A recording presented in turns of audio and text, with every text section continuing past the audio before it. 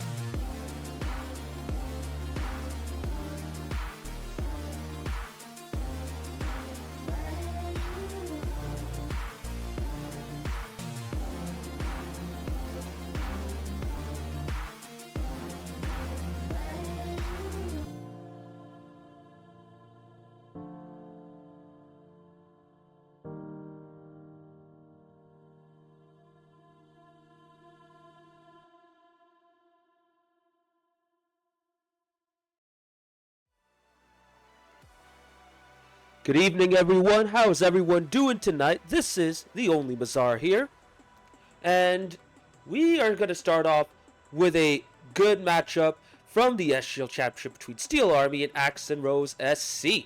And then right after, folks, don't go anywhere. We will be taking a short break, but we will be going straight into El Matador versus EC Eternal of the SGL Premier. So, one message caught my eye in the chat whilst we were getting started, and I noticed this from Playboy Farty right here. SGL or LAG versus Tigres? Why not both? If you have multiple screens, you could put on both. If you have a TV where you could put the match or stream on, whatever you prefer, why not both? As always, you have the choice. If you want to go with SGL or the CONCACAF Champions Cup, it's on you. But we have a good matchup right here between a team that suffered their first loss of the season last week, and another team that took Los Verdes all the way to Game 5 in Axe and Rose, but couldn't get it done. But still, major step forward for them after getting their first point 2 weeks ago. So, before we take a deep dive into this first matchup, folks, I do want to quickly highlight our schedule for this whole week. And the reason I want to do that is because, as you can see right here, we have all of the matches scheduled for this week. Yes, you have your full calendar, not full calendar, you have your full week scheduled right here. We have 2 matches lined up tonight, and every other matchup is going to be coming in on Thursday. Yes, 2 days of hot SGL action. First one starting tonight, and the second one starting on Thursday. So, Steel Army versus Axe and Rose will kick us off. Then we'll go to El Matador versus EC Eternal. Then on Thursday, we have Los Verdes versus BNG Old Timers kicking us off. The championship kicking us off yet again. We will be then going into an SGL Premier match between the Rebellions and the Locals, and then we'll round it off with a doubleheader within that same time slot. KC Cauldron and Timbers Army, as well as EM Big Dogs versus EC Defiance. Emerald City RC has their bye week this week. They will be coming back into action next week. So, in terms of the importance for each of these matches, let's dive quickly into the league table. And as you can see right here, with Steel Army getting their first loss of last week against EM Big Dogs, their lead has shortened to 1 point. BNG Old Timers, after their Game 5 success, after their reverse sweep against EC Defiance, are now 1 point behind Steel Army, with EC Defiance hot on their tails, 3 points behind the leaders, 2 points behind second place, BNG Old Timers. Los Verdes, though, are not that far away. They had their own reverse sweep against Axe and Rose SC, which is why they are only 4 points behind. And as a quick reminder, folks, 4 points is what you get when you win your match. So, every game counts, and every win matters. You gotta make sure you get your games won, because that's what's gonna keep that gap close. And as you can see right here, EM Big Dogs are also not that far away. After beating Steel Army, they're only 5 points behind now. If Steel Army slip up again, this championship is gonna be blown wide open. Axe and Rose, unfortunately, are far back, but they are taking strides forward. They got 1 point 2 weeks ago. They got 2 points last week. This week, they have a very difficult matchup against Steel Army, and we'll go into why that is the case, folks. As you can see, though, in the Premier, Timbers Army go up to the top of the table after they beat El Matador last week. And, with that, we have no more undefeated teams. So, every team finally has a loss. Every team also has a win, except for Axe and Rose, unfortunately. But I'm sure with the way they're progressing, they'll also get their first win of the season. Continuing down the table, though, you have Emerald City RC, who, after suffering 2 losses, have gotten back on track and are now 1 point behind Timbers Army. You have KC Cauldron in 3rd place with 10 points, El Matador in 4th place with 9, and then the Locals and the Rebellion following along at 6 points. Gap's a little bit wider between 1st and 5th in the Premier versus 1st and 5th in the Championship. But with that said, with teams capable of beating each other in the Premier, I'd say that is going to be a bloodbath of a season for sure. EC Eternal are at the bottom, but they have 5 points because they beat the Rebellion. And that Rebellion team beat Timbers Army 2 weeks ago. So, folks, the Premier is going to be as unpredictable, I'd say, if not more, than the Championship. So hold on to your hats. When we get started with El Matador versus EC Eternal, don't be surprised if the Eternal get 1 game off of El Matador. But with that said and done, let's just take a quick deep dive into Steel Army versus Axe and Rose. I mean, this will just tell you that there's a total mismatch between both sides. And that's not to say that, you know, Steel Army's going to be sweeping Axe and Rose. I mean, we've seen Steel Army go into favorable matchups this season, and they still conceded a game. And then against EM Big Dogs, they lost, you know, in 5. So every team can be beaten. That's the thing for sure. What Axe and Rose need to do right here is they need to make sure they don't make any silly mistakes, and they hope that Steel Army get a little complacent, get a little sloppy, and they start conceding chances and goals. Though with that said, I'm just being very hopeful and optimistic right here, folks. Steel Army, I mean, it's a total mismatch. If we look at this for the most part, if Steel Army are on top of their game, don't be surprised if they convincingly beat Axe and Rose. But with that said, anything can happen. Now going into Steel Army and their players, this could tell you how good they've been. I mean, Debit has had a phenomenal season so far, 26 goals, probably the top scorer in the SGL Championship. Let me just confirm that real quick though. Give me one sec. Well, yes, I was half correct. He is the top scorer, but he's not the only one. You have Christian the Plumber as well with 26 total goals. So, you know, he's been in phenomenal form. A lot of goals, a lot of saves, also involved in the demos for that matter. He has been the complete player. And then you have Bear Blitz, the creator, the provider, the support cast, the support player, the playmaker, some might say. You know, if this Steel Army team were to go to the next level, it would depend on Bear Blitz and whether he could, you know, take over, basically. But we haven't seen that happen yet all the time, which is why Steel Army has been giving up certain games and even a match against EM Big Dogs. And then to round it off, you have Raisin Boy stepping in and being the X Factor, the guy that Steel Army turns to when they need a win. And you have Red 4, who's not had as good a start to the season as he had last season, but you know, he's still there and he's still contributing, he's still playing a part. Against Axe and Rose, I would not be surprised if he gets to play more games, because I'm not sure if Raisin Boy is available, but we'll see about that. And speaking of Axe and Rose, folks, these guys have been improving week by week. And they've been getting better and better as the week has progressed.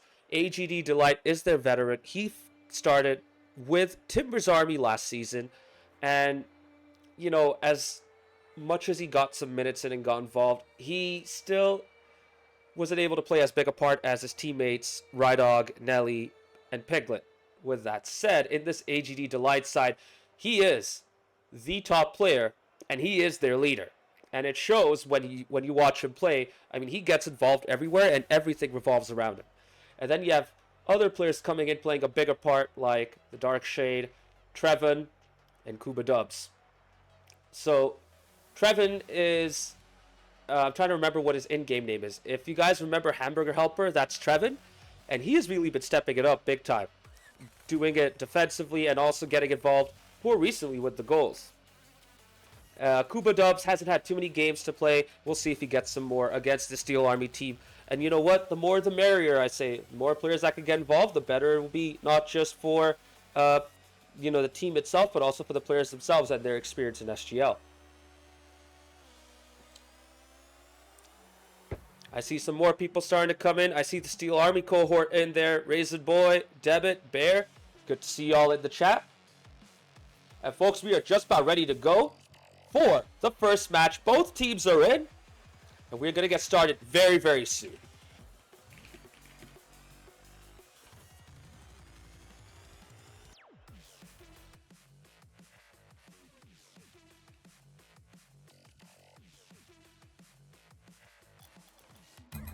Alright, both teams are now going in as the clock ticks down to game one. Here we go. Steel Army versus Axe and Rose. We don't really see a trademark fast kickoff there from Debit, but Steel Army still get this kickoff in their favor.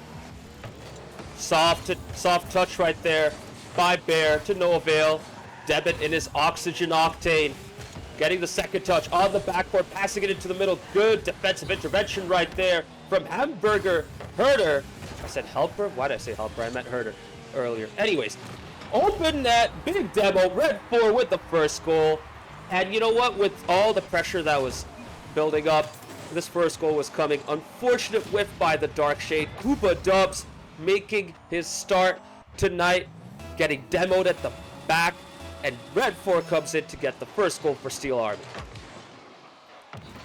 Devitt slowing down, but Hamburger Herder benefits off of that slow kickoff. Tries to get a shot on goal to no avail. Kuba going up, shot off target, and Bear Blitz brings it out. Hamburger Herder with a nice touch in the midfield. Ball's loose. No one's really there to take advantage of it. Red 4 goes for it, bails out. Devitt gets the touch. He needs to get involved again. Off of the backboard. Kuba Dubs waiting instead of going up for the ball, and now he's stuck in no man's land and needs to recover. Devitt straight to Red 4, and Red 4 just like that gets 2 goals already and on a hat trick. Nice bit of control there by Devitt. Little dodge just to get that pass right out to Red 4, who gets 2 goals. And despite having a bit of a slow start to the season, has had a fast start right here. 2 goals already on a hat trick and looking quite good. Darkshade playing it out to Red 4. Sorry, Bear Blitz who touches it out to Red 4. No shot on target right there. Doesn't matter. Bear Blitz follows it up. He'll claim the assist. And if you tell him otherwise, he'll probably say, nah, that's my assist. Devitt, though, trying to force that into the back of the net. Gets a double tap off of the crossbar. 3-0, Devitt with his trademark goal. Raisin Boy in chat saying, Red was an animal in the warm-ups tonight. Well, I can see it now. He has really been stepping it up. And it's not over yet. Devitt off target. Red 4 gets his hat trick. And Axe and Rhodes are in real big trouble right here, folks. A Steel Army are trying to get into the zone real nice and early. They've already felt the pain of defeat. They don't want to feel it again. Not a chance. They probably would have just nipped this in the bud. Finishes game 1 nice and early and get their win. Red 4 to Devitt. Just a lot of time on the ball for the Steel Army side. Hamburger Herder with a big 50. Couldn't get the shot on target, and Devitt's able to get back. Red 4 off the corner. Good 50 right there. Unfortunate for Axe and Rose. They could not get that shot on target. Hamburger Herder with another nice 50, but no one's able to follow that up from their team. Darkshade trying to bring it out to the flanks. Gets beaten by Red 4. Koopa Dubs into the midfield. Bear Blitz now. Off of one. Cannot beat the other, though. Devitt had to come in and help. Shot off target, though.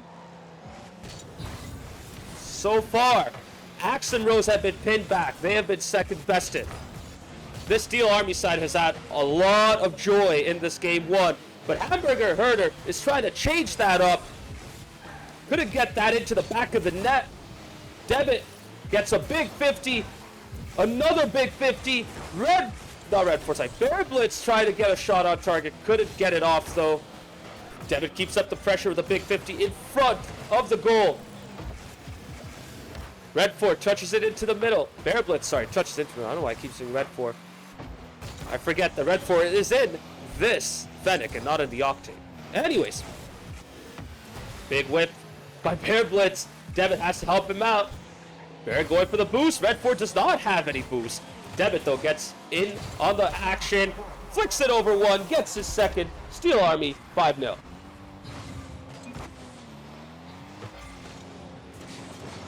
Good to see some support in the chat for Axe and Rose. Nelly coming in saying, up the axe. Hey, man, these boys need some support right now. Getting beaten down in this game 1 at the moment. But, you know what? The Steel Army side is tough. And after a loss, they will want to send a message that, despite being beatable, they're still a tough team to deal with. Good pass out there to Devitt. Good read by Darkshade. He has no boost to follow it up. Misses the ball off the wall. Hamburger Herder once again getting involved. Koopa Dub still gets beaten. Red 4 off of the corner. Bear Blitz trying to slow play and dribble this out. Gets a touch off of that corner. Into the middle, loose ball. Darkshade.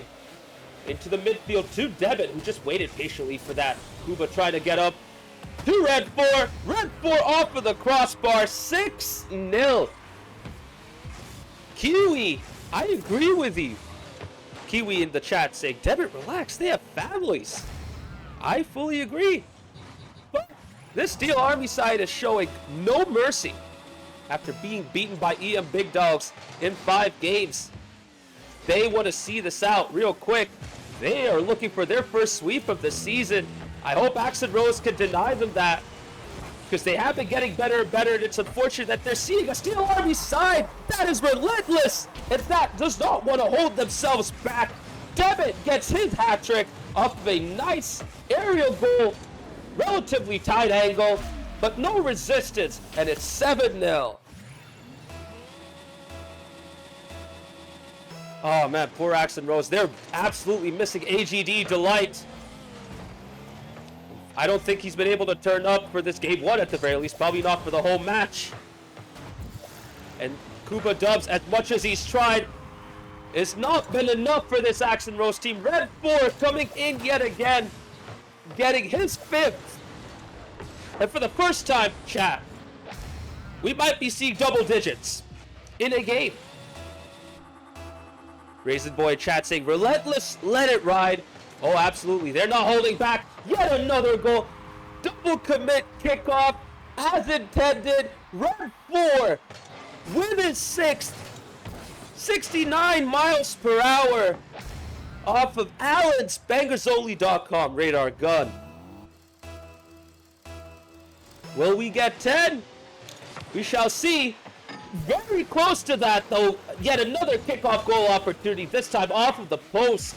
Hamburger, Herder, helping it out to Debit. Debit right in front of the goal. Big intervention by the Dark Shade to stop that from going in. But he needs to go back. Hamburger, Herder now taking charge, clearing it out. Kuba Dubs demoing Red 4. Bear Blitz letting it go to Debit, who had a free shot in the middle. Absolutely no resistance. And it is indeed 10-0, folks. Our first 10-0 of the season. At this point, I think these Steel Army boys, they just want to pad their stats. They want to get up into the top 5 and get up into the higher rankings, for sure. Surprising how, you know, Bear Blitz has not had a goal yet. 3 assists, though, which I'm sure he'll be happy with. But this Axon Rose side, oh man, I feel for these guys. They don't deserve a 10-0 drubbing. Not at all. Especially after the past couple of weeks. But, folks, Steel Army take game 1 convincingly, and it is 10-0 to Steel Army.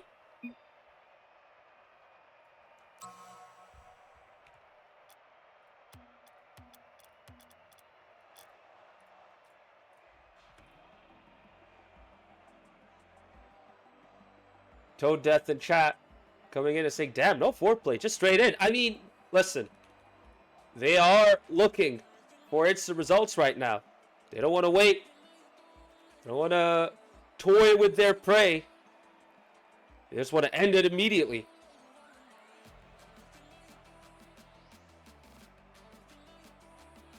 Debit getting involved in the chat. Debit, since you're in chat right now, was that planned? Did you guys want a 10-0 here? Did you really want it, or did you just see the opportunity arise and say, you know what, let's go get it. Why not? Nelly in chat saying, oh, just reeling them in false confidence. I hope so, because, you know, looking at this scoreboard, you can see that the Dark Shade and Hamburger Herder and Kuba Dubs, you know, they weren't really, like, you know, absolutely drubbed. They were still involved. They were still, you know, keeping themselves competitive. But this Steel Army side has just been at another level in this matchup, and I think this is just not a good time for them to face Steel Army. Just being mismatched at the moment.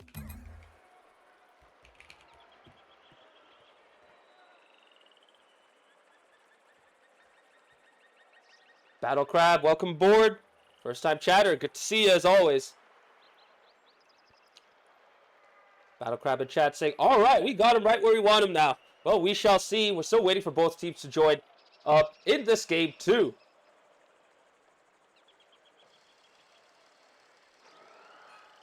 We shall see if either team has made a sub right here. once we enter into the game.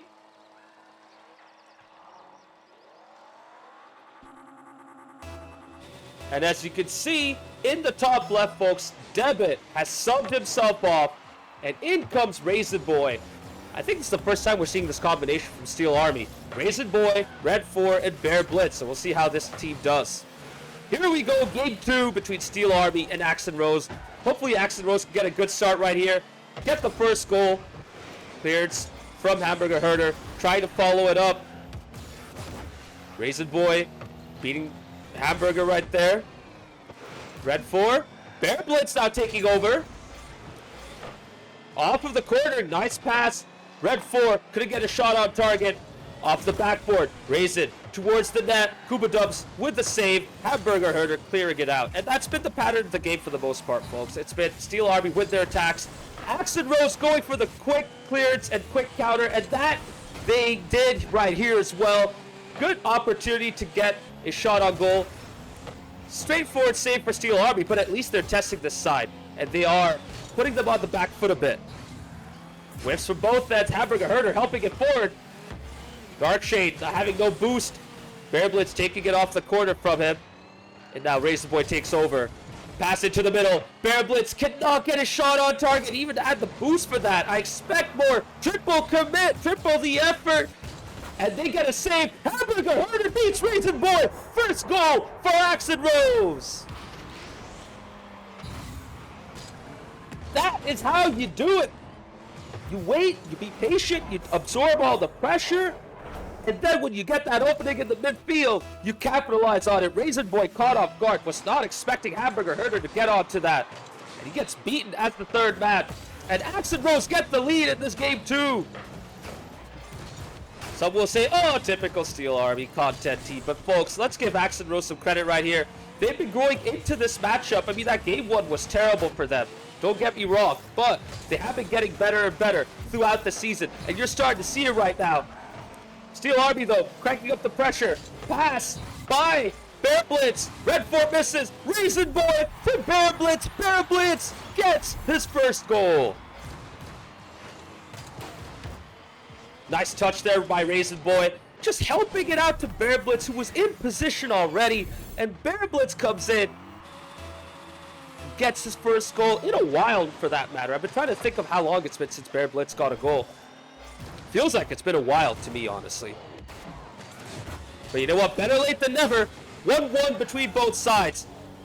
2 minutes in, and Steel Army are looking for a second. Big demo by Raisin Boy. No one's there to capitalize. Bear Blitz decided to stay back.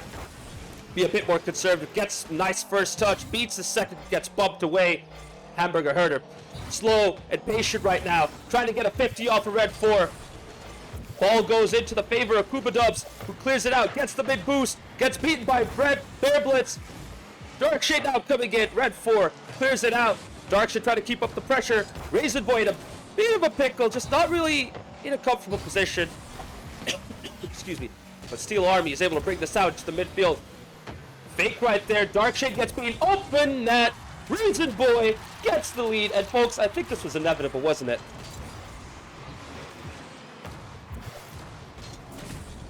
A demo attempt right there by Kuba Dubs as well, or at least a bump attempt. But Raisin Boy saw that coming, dodged that, open net. No one was back there after Kuba Dubs went 2-1 to Steel Army. And now Axe and Rose has it all to do right now to get back into this. No resistance, no difficulty. Steel Army get their third. And this time it's Red 4 playing the provider to Bear Blitz. Bear Blitz on a hat trick now. Powerful shot right in the middle. No one there to intercept the pass. No one there to bump Bear Blitz away. Just had a keeper who was at the back of the net. We're just waiting, hoping that the shot would go off target. Raisin Boy with 0 boost brings it out to the midfield. Hamburger Herder coming in strong. He's going to follow this up again. Big 50 attempt right there. Red 4 able to see it out. Red 4 with another 50. Ball's loose in the midfield. Someone needs to take charge. Darkshade. Bear Blitz. Bear Blitz gets it first. Gonna go off the backboard. Hat-trick opportunity. Misses. Raisin Boy off target. Red 4 comes in. 4-1 to Steel Army. And Debit is getting hyped up in the chat. Dang, man. Unfortunate for Axe and Rose, though, after their hot start going 1-0 up, they are now conceding goals. Left, right, and center. All the good work that they did earlier has only lit a fire under the Steel Army side, who are now cranking up the pressure, cranking up the pace. Bearblitz still looking for his third pass to Raisin Boy, who couldn't make it. Red 4 now takes over. Can he get a second? He lets it go. Hamburger Herder clears it out to Darkshade, who tries to dribble. Gets demoed by Raisin Boy. Hamburger Herder yet again gives it up to Bear. Bear has enough boost. He can beat Darkshade, but he cannot. Good defending right there. Good read as well. Uh-oh. Oh my goodness. 3 missed dodges. Some feels backflip mad moments in the game right now. Raisin Boy soft pass out to Red 4. Good defending once again from Max and Rose. Good pass, but to Raisin Boy, who gets a shot off target yet again. And now Red 4, another shot on target. Raisin Boy follows up. Raisin Boy gets his second. 5-1 with 32 seconds to go. And the shooting gallery is now underway. The Steel Army side is having it their way, shot after shot after shot. Axe and Rose try to hold on, but they're just getting beaten to the ball every time. They're struggling, unfortunately for them. Good effort there by Darkshade. Shot off target. Hamburger Herder, big 50 in the midfield. Koopa Dubs gets beat. Open net. Darkshade makes it back. Raisin Boy off the backboard. Bearblitz! Oh, what a save! That ball was bouncing down from the crossbar towards the back of the net. Big goal line save, not over yet. Another save by Hamburger Herder. Still open. Bearblitz gets his hat trick. That is a shame. I really hate to see that, because, you know, this Axe and Rose team has been trying so hard. They have done so well to keep that ball out of the back of the net in that little spell. But Steel Army just keep following it up. They don't stop. And you gotta be quick with your rotations to get back into position. And this Steel Army side's not done yet. They want to look for a 7th. To no avail. They're probably going to be happy enough with that 6-1 win. Game 2 goes to Steel Army. And we are in line for a first sweep victory for Steel Army this season.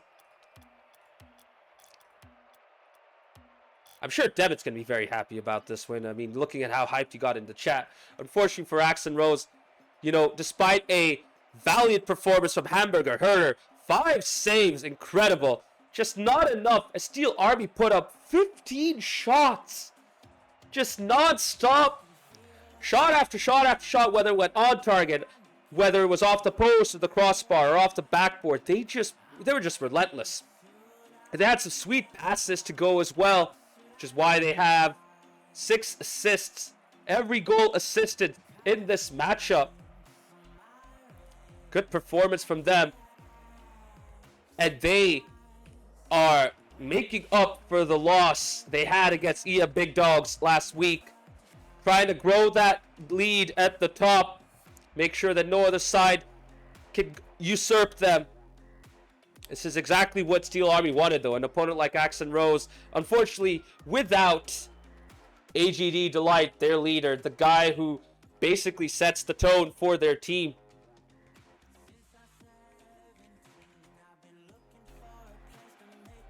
We will be getting started with Game 3 very soon, folks. Just bear with me for a second.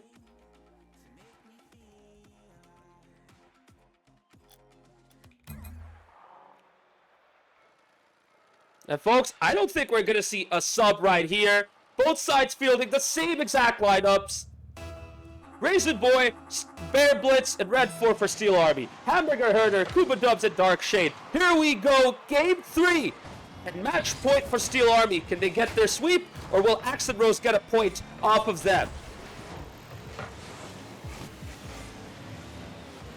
Darkshade with a soft touch in the corner. Can he follow that up? No, he cannot. Raise it to Bear. Bear's waiting to see what Hamburger Herder can do. Loose in the middle. Hamburger Herder with a nice touch out. Koopa Dubs off of the corner into the middle. Darkshade cannot make it. Open net. Is that off target? It is. And Red 4 cannot redirect it into the back of the net. Ooh, that's one of the misses of the season, folks. I'm sorry. That should have been on target. That should have been in the back of the net. I mean, the Steel Army side might get another chance, but come on, Nick. You got to score those. Some respite, though, for Accent Rose, as it's 0-0 at this time. Kuba to Darkshade. Darkshade cannot get there. Bear Blitz going to the side. Gets the 100. Gets the first touch. Is he going to dribble it in? No, Hamburger Herder with a nice defensive play right there. Steel Army, they'll keep up the pressure. Razor Boy overcommitted. He has to go back. Hamburger Herder trying to take charge, trying to take control of this game. Kuba Dubs with a nice interference right there. Darkshade touching it off to Hamburger Herder, who had no boost and gets demoed for his trouble. Darkshade going for a demo. Raisin Boy getting involved and getting the first goal for Steel Army. Battle Crabs calling for a reverse sweep. Well, for that to happen, they need to get one game. If they can get this game 3, that'll be a start. And Debit calling Raisin a menace. Absolutely, that dude did not wait. He didn't care if any other person had control of the ball. He just wanted to go in and push it into the back of the net. Speaking of push, Kuba Dubs gets the equalizer, just like that. Off of the kickoff, Darkshade getting a nice touch into the middle. Raisin Boy dodging very early, expecting a shot to the far post. Kuba Dubs placing it smack dab into the middle. 1-1. And after conceding the first goal, Accent Rose are back. We'll see if Steel Army can come back into this, or if Accent Rose can take the lead. Nice start yet again. Darkshade getting better as this match has progressed. Kuba Dubs as well.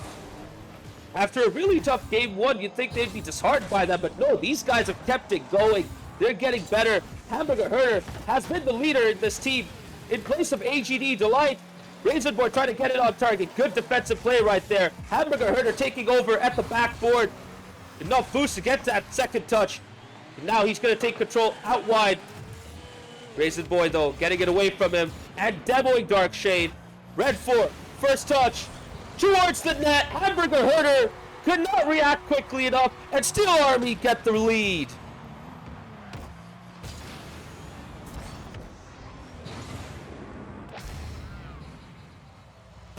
And once Red 4 got settled into the middle, he just knew what he had to do. Get that first touch, and then get the second powerful touch into the back of the net. He was in control the moment that ball came towards him. Red 4 off of the backboard again, and Bear Blitz involved in the goal action, just like game 2. You know what's funny? Debit goes out, Bear Blitz starts scoring. So maybe that's all he needed. Bear Blitz just needed a sharpshooter Debit to go off, so he can now become the sharpshooter. Getting another goal, 3-1 to Steel Army. We are now entering the second half of game 3. And Red 4 not giving any breathing space to Accent Rose. 4th goal for Steel Army in this game 3. 2nd for Red 4, 69 miles per hour off of AlexBangersOnly.com radar gun. As the clock ticks down to another kickoff. Accent Rose need to make sure they don't concede a quick goal right here. If they could just absorb the pressure and not concede another, as Raisin Boy almost did right there for Steel Army. Almost scored right there for Steel Army. Accent Rose need to hold on. Kuba Dubs getting it out of the backboard. Raisin Boy back passing it to no one? No one's taking charge of that. Raisin Boy says, okay, this is mine. Hamburger Herder gets beaten. Kuba Dubs also beaten. Raisin Boy playing it patiently. Good defending right there by Darkshade. Not getting baited out by Raisin Boy. Bumped by Raisin on Kuba, but Kuba does not let that phase him. He clears it out. Kuba whipping right there. Darkshade cutting to get to the ball. Hamburger Herder with a nice defensive play right there. Big 50 in front of the goal. Darkshade couldn't get to the ball. Off of the corner, Red 4 cannot get a shot on target. Raisin Boy gets beaten, but the ball is loose, and now Bear Blitz takes control, pinches it off the corner, open in the middle, and somehow, someway, Accent Rose keep it out, interfering with Red 4's ability to shoot. Not that it matters because Razor Boy gets up in the air, slaps it down into the back of the net. Nice soft touch, to be fair. To the far post. Nobody there. 5-1. And I think at this point we could say the Steel Army have gotten their win. Unless Axe and Rose can surprise us, we shall see. I mean, crazier things have happened in Rocket League. Dark Shade. Pass towards Hamburger Herder. Redford now clears it out towards the other end.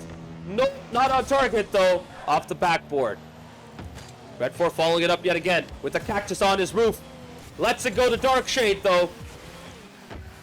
Now Bear Blitz takes control off the left side. Does not get a good first touch. Hamburger and Kuba double committing. Dark Shade coming in. Getting that save and stopping the sixth. Loose ball. No really taking charge. Everyone waiting. Kuba Dub says, you know what? I'm just going to get it out of here. Get it away from the goal. But no, it's not over yet. Bear Blitz off of the backboard. Raisin, second touch, not on target. Red 4 whiffs. Raisin Boy demos. Kuba clears it out. He has an open net. He just needed to touch it into the middle, but he dodged towards that ball and misses. Now Darkshade needs to follow up. Off the corner. Good bounce. No one's there for Steel Army to get it. Kuba has no boost. Hamburger needs to come up and get involved. Hamburger Herder, 50 in the middle. Raisin Boy sees this out. Game, set, and match. 5-1 to Steel Army in Game 3. 3-0 to Steel Army in the match. And folks, that's their first sweep. The content team not giving us any content, unfortunately.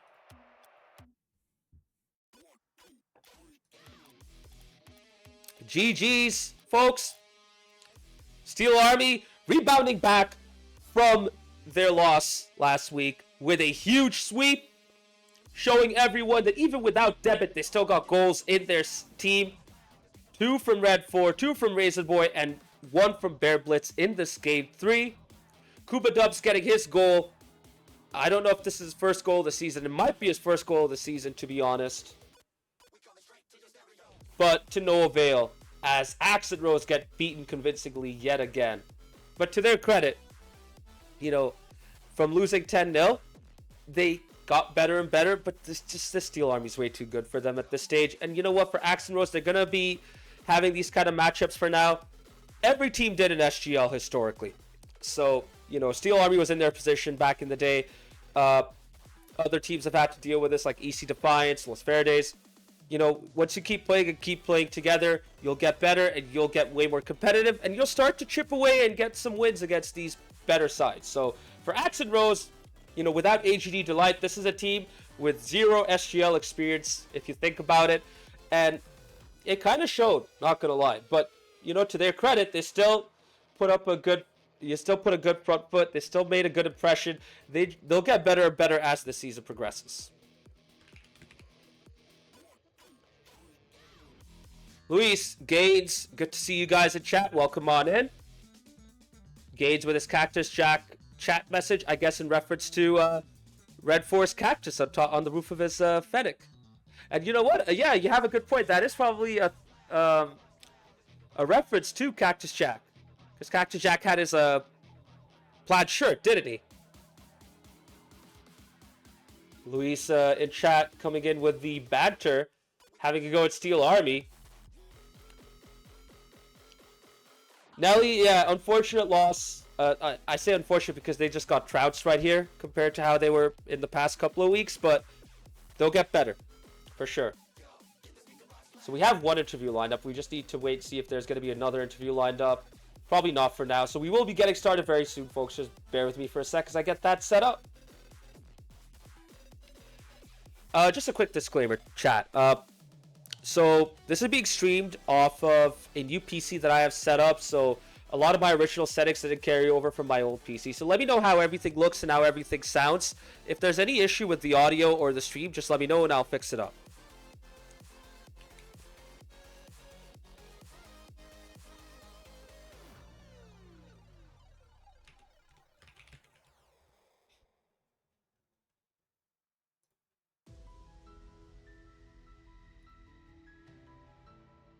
All right, we are going to get started with our very first interview of the night. Welcome on in, Steel Army's very own captain, Debit. Congratulations on that sweep. First sweep of the season. And I also want to say, you took a backseat after the Game 1 win. How did it feel observing your teammates from a distance? Listen, this is a combo that I finally wanted to try out, and we finally got to actually do it this time. So I'm really happy to see this, that at least able to try out all these different combos. Like we tried Red, Raisin, and I last week, and now we tried the combo without me. So this was just kind of refreshing. It's nice to cheer on your team from the sidelines, I will admit. Yeah, I'm not gonna lie. It felt like that Steel Army team was enjoying themselves out there. I mean, Red 4 was on it tonight, starting off hot from the first second of that matchup. Raisin Boy alluded to him looking really good in the warm-ups. How did he look from your vantage point? Did he look as good? What impressed you about his performance tonight? Listen, I don't know what it was, but he said like, yeah, I can't hit the ball before, and then he just took out like every frustration on the ball within this series. I'm pretty sure he put up his entire season point total within this matchup itself. So, maybe he's back. I think we're good. Yeah, maybe. You know what? You guys needed him to come back as well, because I felt like you guys were getting a bit too reliant on Raisin Boy coming in and getting you guys to your top level, which, he came in and took your spot in the team. So when he came in for those games 2 and 3, who controlled the team's play? Who set the tone for your team? Was there a particular player who was like dictating the flow, or was everyone just vibing off of each other and just working together? It was pretty much just vibing off each other the entire time. Like for real, like it wasn't even like a shying away from it. It was more just like it'll let the game come to them. They'll react on the fly, and they'll take it from there. Because I mean, Bear and Raisin have done it enough times alone, and I think Red just kind of decided to get in on the action tonight. So it was pretty free flowing. Oh yeah, absolutely. And speaking of Bear, that dude finally started scoring once you got off the field. So I want to know your thoughts on that. Like, yeah, were you holding him back? Were you stopping him from scoring those goals? Absolutely. That is 100% true. I have been holding this dude back. I've been forcing him to make the assist the entire time. Conspiracy solved. Okay. Yeah, no, Disclaimer, he absolutely not true. can take control of himself. He can do it himself. He just apparently chooses not to. Right? I'm thinking, I look at him, and like, come on, Bear, he could take over. Devin could let you take over. Like, why wouldn't you? So I know Bear Blitz is coming and chatting. I don't score, I assist, but come on, man. You were popping off tonight with the goals in those games 2 and 3. Like, don't sell yourself short. Now, just changing the line of questioning a bit. I mean, Axe and Rose, when you guys were starting to score goal after goal in that game 1, did you guys just want to... Did something convince you guys that you got to keep scoring goals nonstop, or like what was the mindset going into that game 1? Honestly, that's a. Does that feel like just like a reaction of last week's result at that point? In a way, kind of like the just take control. You're just vibing in the voice comms or whatever, and before you know it, you're just kind of up. I mean, It kind of felt like that way. Like, I don't know. Am I wrong for saying that? It looked like that, at least. So I don't know. It was just free flowing at the end of the day. We kind of just found a flow state. well, there you go. And continuing on with Axe and Rose, I mean, that was a tough loss for them. I mean, they got swept after gaining some momentum. And you were watching, in those games 2 and 3. How would you judge their performances? Did you think they were improving each game? And how much better do you think they've gotten over this season? Listen, I think they've continued to get better. Like that team forced Palace to go for his team and make that a reverse sweep.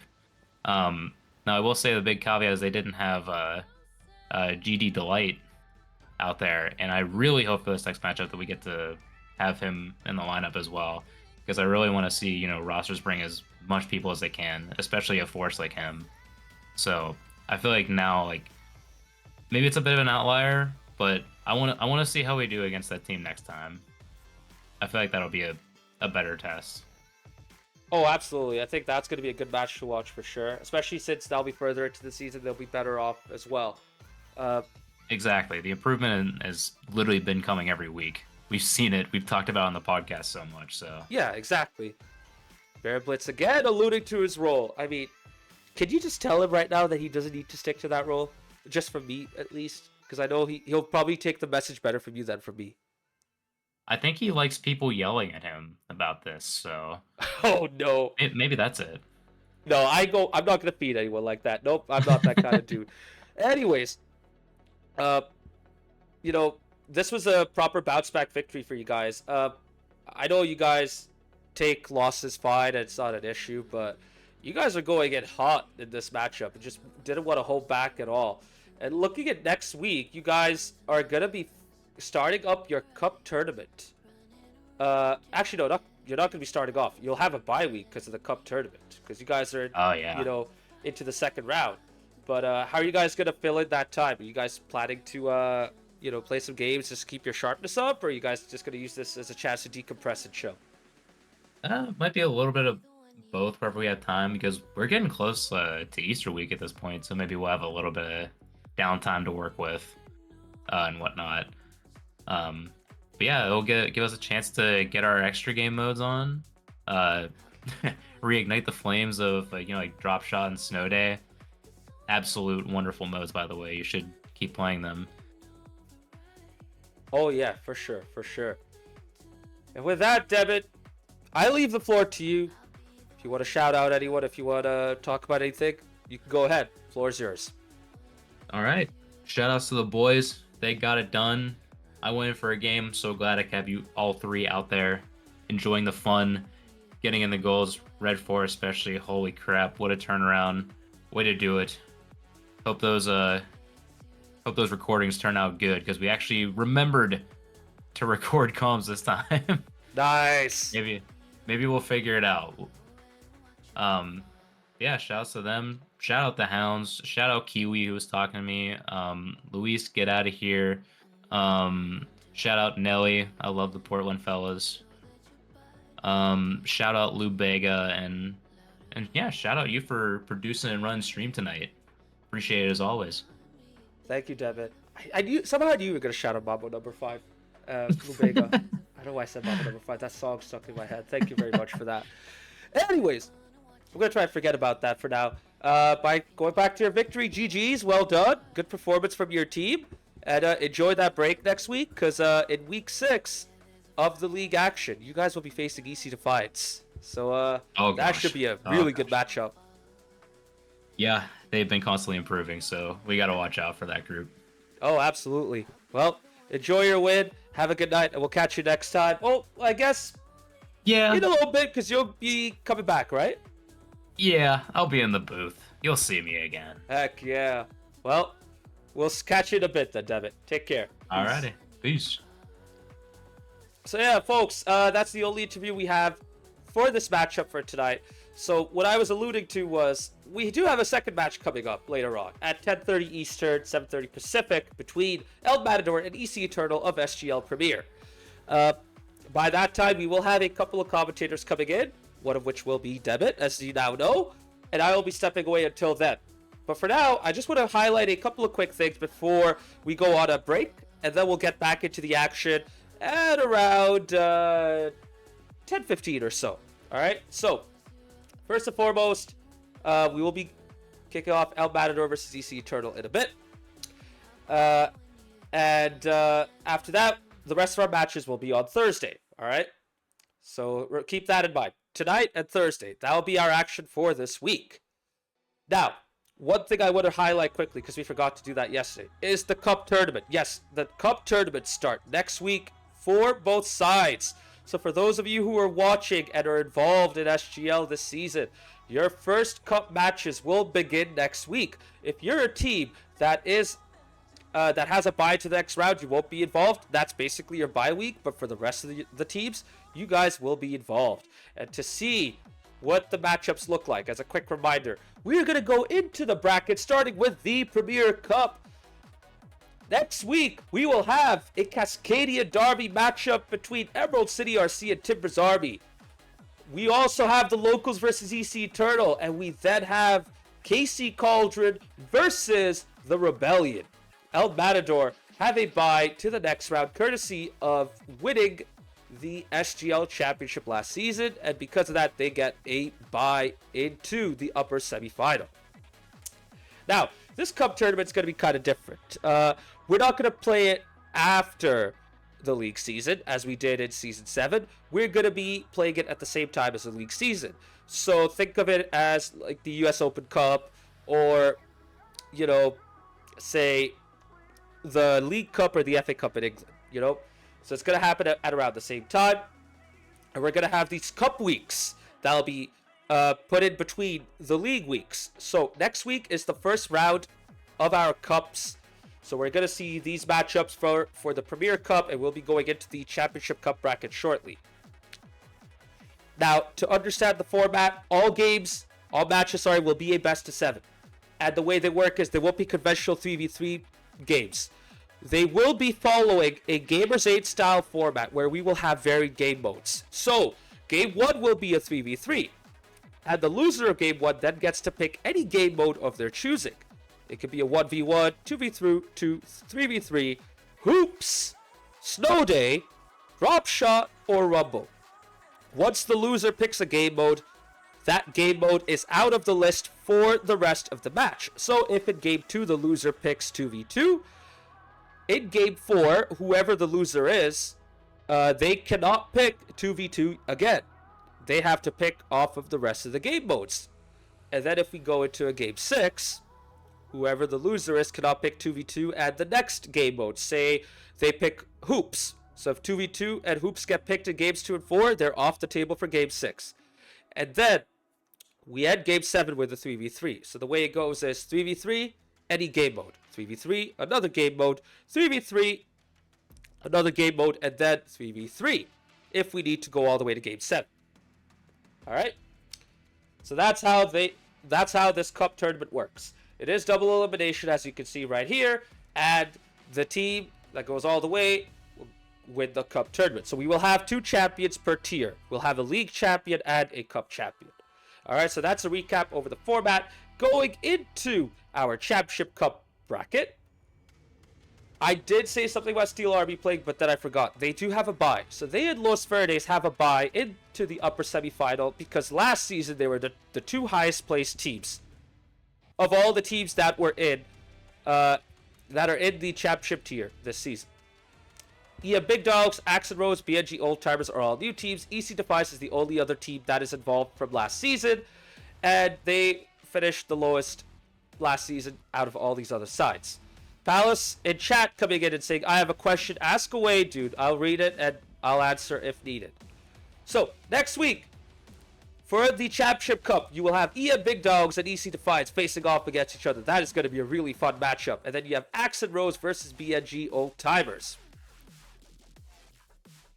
Now, one thing I forgot to mention about these matchups. So typically, if you guys have been around here for the past few weeks, we've been having server region selection be based on which team is the home team. So the home team gets their region for all games in a match. In this Cup tournament, it's going to be different. So if both sides cannot agree on a region, if both sides cannot, accept one of the regions, then we will be defaulting to US Central. So in the case of EM Big Dogs versus EC Defiance, if they don't agree on a region, we will be playing in US Central. If we go back into the Premier Cup, if Cauldron and Rebellion cannot agree on a region, we'll be going to Central. And that's basically how it'll work. This was voted on by the community.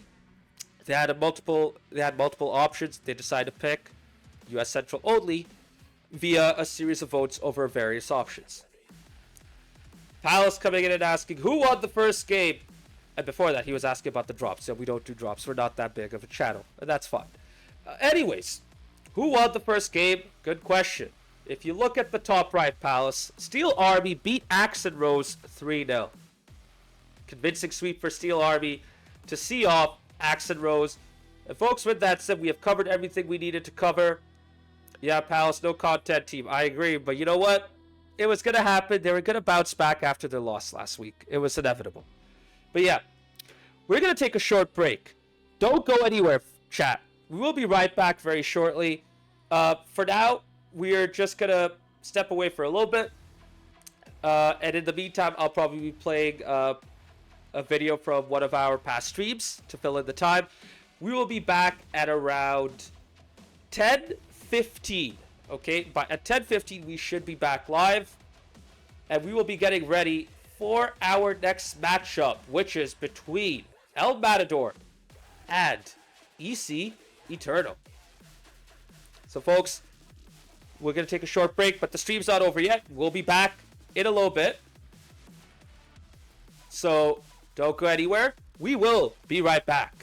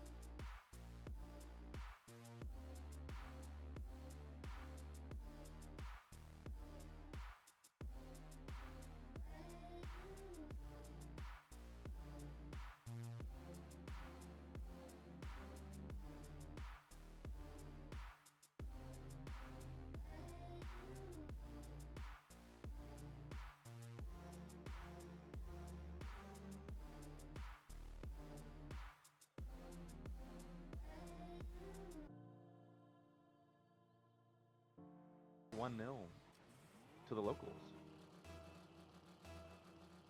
Right, dog. What's up, man? Welcome. I'm here. Sorry, we're just talking with the Axe and Rose boys. We were doing some fun replay review and getting them ready for their match this week. So, Hell yeah, W. I can't remember who they play, but that's for a later time. We've got a match tonight. Hell yeah. And it just invited you. So far, 1-0 to the locals. Game number 1. We literally just started, so Perfect. we have not missed much at all. As I see, ooh, what a play by Dr. Aquatic. So far, Dr. Aquatic's been playing really well. He's locked in, so that's good to see from Dr. Aquatic. And he's the defensive mastermind of the team. I remember when we played locals week 1, like he was saving everything, and it's like, oh, this is a for sure goal. And it's not, because Dr. Aquatic's always right there. So when he's locked in, good things happen for locals. Yeah, and he's like a super streaky player. Like, he can be the best player on the pitch, or he can be the worst player on the pitch. But luckily for the locals, he's been the better player on the pitch in more series than not. So almost a really good bump play from the Duck. But oh, we see a back pass right off. Can this be a goal for ECRC? It can, but I like back passes. So I know it didn't come off there, but I appreciate it. Absolutely, and we see Smashley in the lineup again. I'm sure you guys talked about that quite a bit already after having a insane performance last week when Howling Moon was out. And a little fun fact about ECRC, which is funny that I popped in a little bit late, obviously, you probably already talked about it, but ECRC were practicing yesterday some ranked 3s. It was Howling Moon, Toad Death, and Gojo, so funny to see Smashly in the lineup tonight as the other three, or that combo three we're practicing. Nelly and I ran into them in ranks, so and unfortunately they did beat us. But I'm gonna blame our third teammate who was not in queue with us of the reason why we lost. So. Yeah, funny enough, you mentioned that. We talked about it a little bit earlier as we see a shot from Toad Death. Good save by the Duck there. Me, the Duck, and one of the Duck's friends were playing ranked just before this, and we did run into the ECRC, these three. So a lot of ranked for the ECRC side, so good to see that. They're getting some action and practice in, which is always good to see. I always like to see the SGL teams grind and ranked and getting better. So, yeah. How was the result of y'all's ranked game, if I may ask? Or I guess you lost, right? Or... Yeah, we lost, and honestly, they played well, right? And they played kind of similar as we see an unfortunate miss from Howling Moon as the man of the hour right now. Dr. Aquatic doubles his goal tally, but yeah, they played how they play in SGL. I know that sounds kind of weird, but I knew what to expect. Of course, Nelly knew what to expect, but our random Q3 teammate did not know what to expect, and so that's why we lost. That's all I'm gonna say. And they can say otherwise, but that's the truth. So. Well, so far a bit of a surprise result as we still have 2 minutes to go here. The locals playing really good ball, and it's gonna come down to ECRC here in the last 2 minutes. See if they can put their finishing boots on. 'Cause they've had a lot of pressure right now, but they really haven't had too many solid shots on the net. But as I say that, KJ off the crossbar, close. Mecky Ducky can't get the follow. But yeah, the locals are playing pretty good ball right now. Yeah, absolutely. And it's obviously quite the turnaround as we see a huge, I don't know, crazy crap in the front of the net here, but no goal there for ECRC as Howling Moon's going to take this off the backboard. Dr. Aquatic, of course, is right there to clean it up. But it's definitely a huge bounce back for locals, right? I know I'm the one saying this being biased, but just, you know, TA just kind of running all over them in week one and kind of making them look not like the locals we're used to seeing, but it's encouraging to see how the results have been these last few weeks, and of course starting out in game one here against ECRC. Yeah, Howling Moon to Smashly, and that's a really good passing play, and it gets a goal back for them. They're within one goal with 50 seconds to go. Lovely play from Howling Moon to Smashly. Smashly's always in a really good spot in the slot to score goals like that, and that's more of the ECRC ball that we're used to seeing, and it's a one-goal game. And yeah, of course, I think we've mentioned it too on either past streams or on the podcast and stuff too, Luis, about how like their play style has changed and the defense. I'm not sure where it was, but it's Mr. Mechanical Duck. I think he wanted to do something cooler there, but he realized he didn't really need to. Yeah, Howling Moon just not really expecting the Duck to do what the Duck ended up doing there, and what a response from the locals after conceding their first goal of the game. And are they going to go with a game one win here? I mean, this is kind of a surprise. I said that the locals would get one game, so I did give them one game. I think you could really predict a sweep if you're being honest, but as I say that, Toad Death. Hold on a minute. Yeah. With the glue. The Toad's got the glue on the car, and it's 3-2.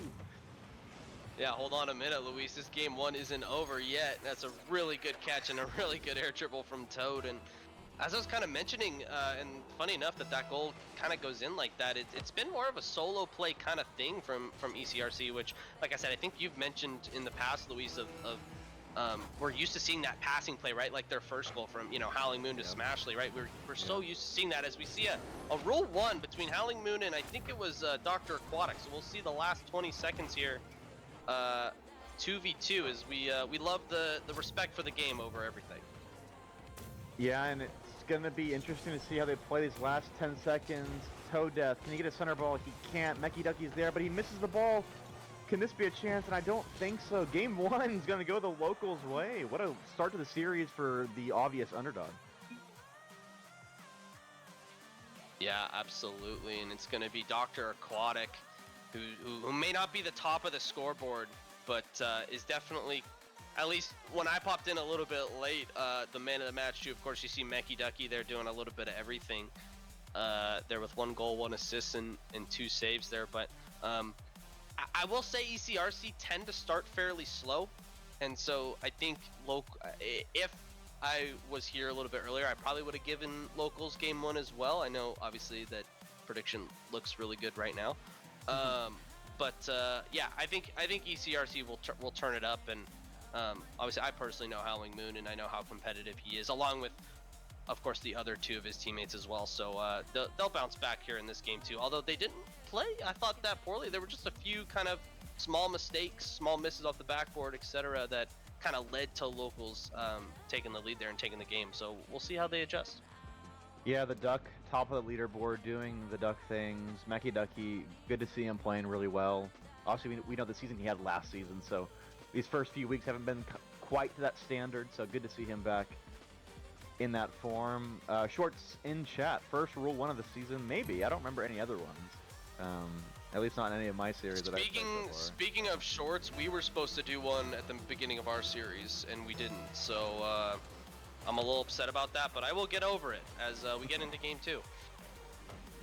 Yeah, and I'm just really looking forward to see if the locals can keep up this pace. I mean, I fully expect ECRC to come back here, but again, the locals playing their best ball that I've seen them play so far this season, and I know they ended up beating the EC Eternal, but even in that series, I don't think they played too well. But so far here in game number 2, good start for ECRC, the ball in the blue half.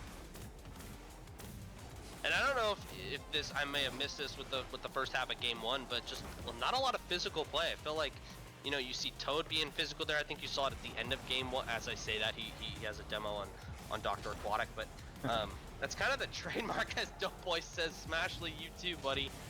But not a lot of demos and physical play so far. So we'll see how that kind of plays out for ECRC, as especially Doughboy too on the other side, who's typically known for his demos as well.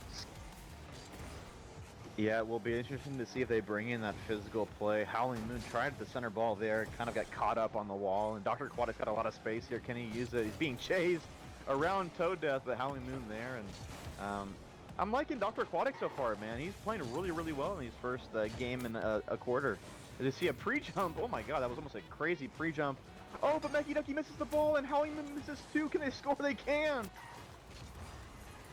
It's actually a really good bump from Dr. Aquatic. I really like that, as you saw, I think it was Smashly there on our Toad Death on the goal line, and ended up kind of just sweeping across there and not get the free shot, as there's a lot of panicking kind of going on, as we see a shot from Dr. Aquatic, easy save from Toad Death, but better from ECRC, a little bit more panicky from locals. We'll see if they can clean that up, as we see Dr. Aquatic go for a double, a triple, not quite, froze the defense, and Mechanical Duck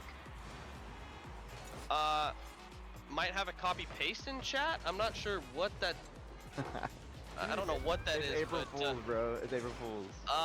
Okay, I like that though. I think they should keep that. I think they should keep that. Yeah, obviously, if you guys have been playing Rocket League today, you've seen all the crazy quick chats.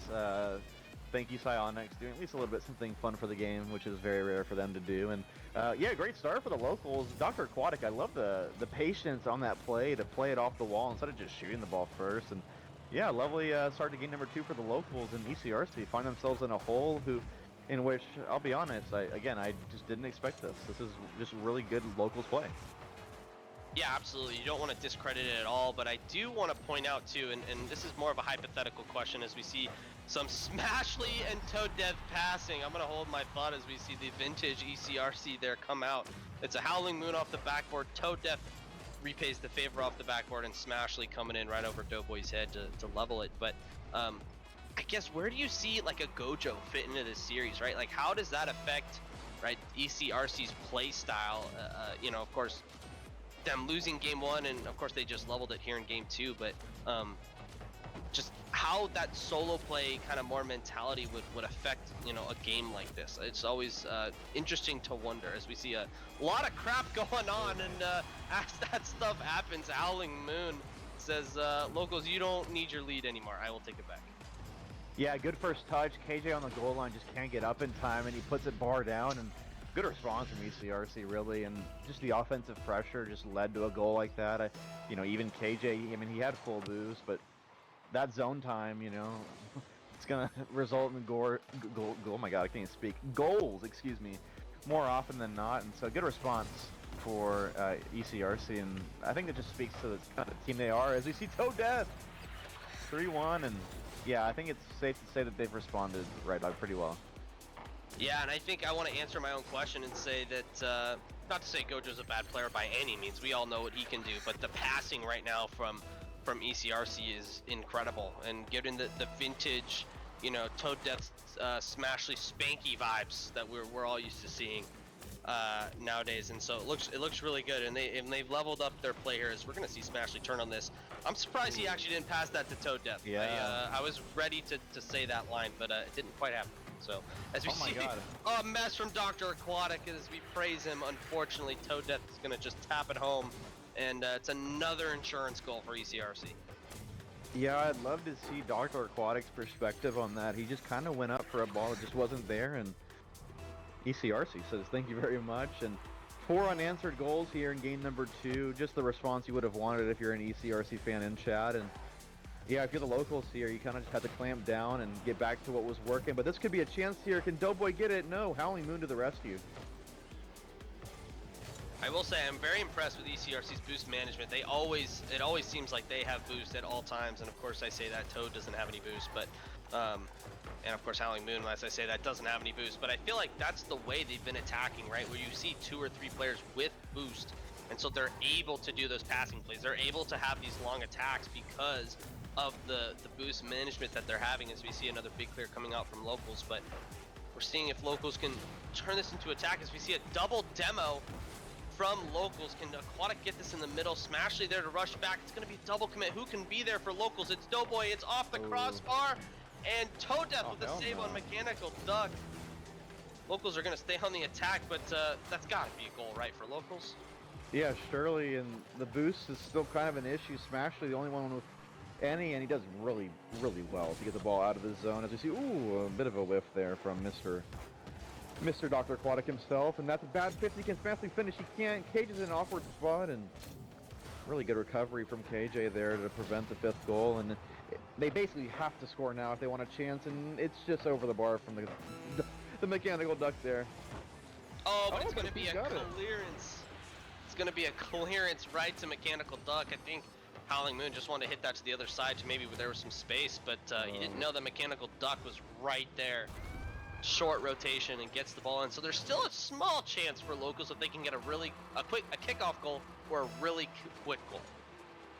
Yeah, still a chance, but Smashly really good. 50 on the kickoff, and Toad Death, a bit of a tactical fake there, and Howling Moon almost finds the 5th, but this has to be a goal now for the locals if they want any chance in this game number 2. 10 seconds left to go. Oh, and it's looking like ECRC do have a chance for their 5th. Can Smashly bang it in? He hits the pose! And Toad can't Death finish it. That was so close to the 5th, but what a response for iDog in game number 2 for the Seattle boys. Yeah, really, really good from a good response from ECRC there, and I think it's a bounce back we all knew that was gonna happen. If we're honest, and no discredit to the locals, I think just ECRC usually just take a game and to kind of warm up and see what the other teams are doing, and then kind of go from there. So I'm looking at some advanced statistics here, Luis, and the field domination was 50-50. So it's still a pretty even match, all things considered. I think we just saw ECRC. This is going to be a stupid statement, but we just saw them score more than locals. Yeah, that does seem to be the case here in game number 2. But no, I think ECRC just kind of played their game. You know, a lot more passing plays, a lot more just cohesive offensive play. I think in game number 1, their offensive zone play was pretty poor for their standards, but this is back to the ECRC standard that they have set over the past few years or past few seasons, of SGL, and it feels like if the locals don't win game 3, it's going to be over in 4 in my opinion. So this is a very important game for the locals. I could see ECRC losing this game and still winning the series. So I'm looking for the locals here to put up their best foot forward here in game number 3. Yeah, absolutely. I think ECRC really are the kings of the mid-game adjustment. I think you see that just over the course of their history as a team, but also even the course of the season as well. Like, taking TA to 5, they made a lot of adjustments in between games to take us to 5. I think you saw a lot of adjustments, obviously, in this series from game 1 to game 2. And so we'll see how they can further improve as we see Howling Moon starting to get the attack going for ECRC. As we see the Smashly Toad Death combination, it's not going to work out this time. It's going to be a clearance, but you see all ECRC players kind of in this half picking up and stealing mid boost. So we're gonna stay on the attack for a little bit longer to see can Doughboy get a 50 out. He can't. It's gonna be a double commit from ECRC, but Smashly is back in the end to stall any locals attack.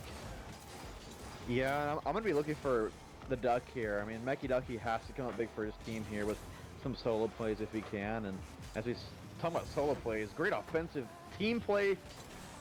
Good to see the Duck on the goal line there. That could have been the first goal for ECRC, but I love that Toe Death was just downfield, ready for that pass and then that center ball. So good team play from ECRC so far with a minute in.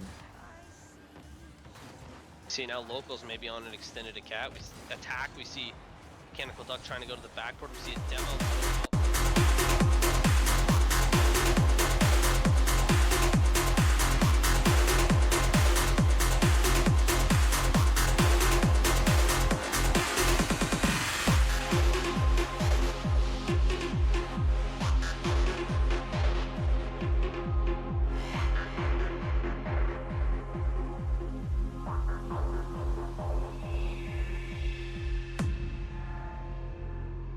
The sky was burning. The clouds red with twisted fire. Lightning moving across them. And they descended upon everything. Like a furious battle between God and Satan, good and evil. Like a fire vortex.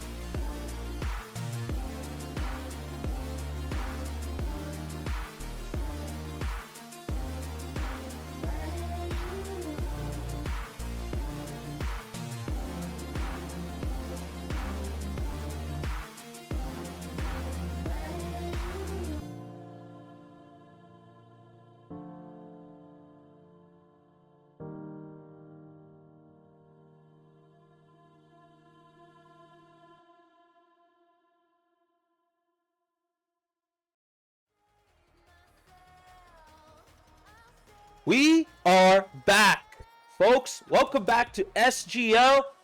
We are now going into our upcoming SGL Premier matchup for this Week 5 between El Matador and EC Eternal. Folks, I did say we're going to have two commentators coming in very soon.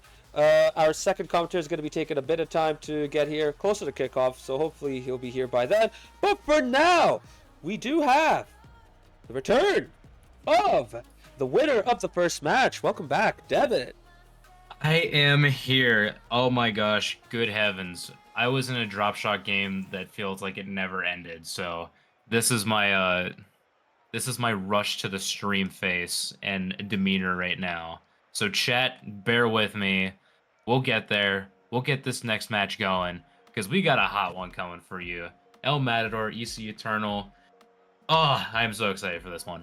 Dude, seriously, I mean, given how last week went, last week was absolutely insane, and we've talked a whole lot about it, but, you know, with the big win that EC Eternal had, and the, you know, surprising loss that El Matador have, I mean, this match is blown wide open, isn't it?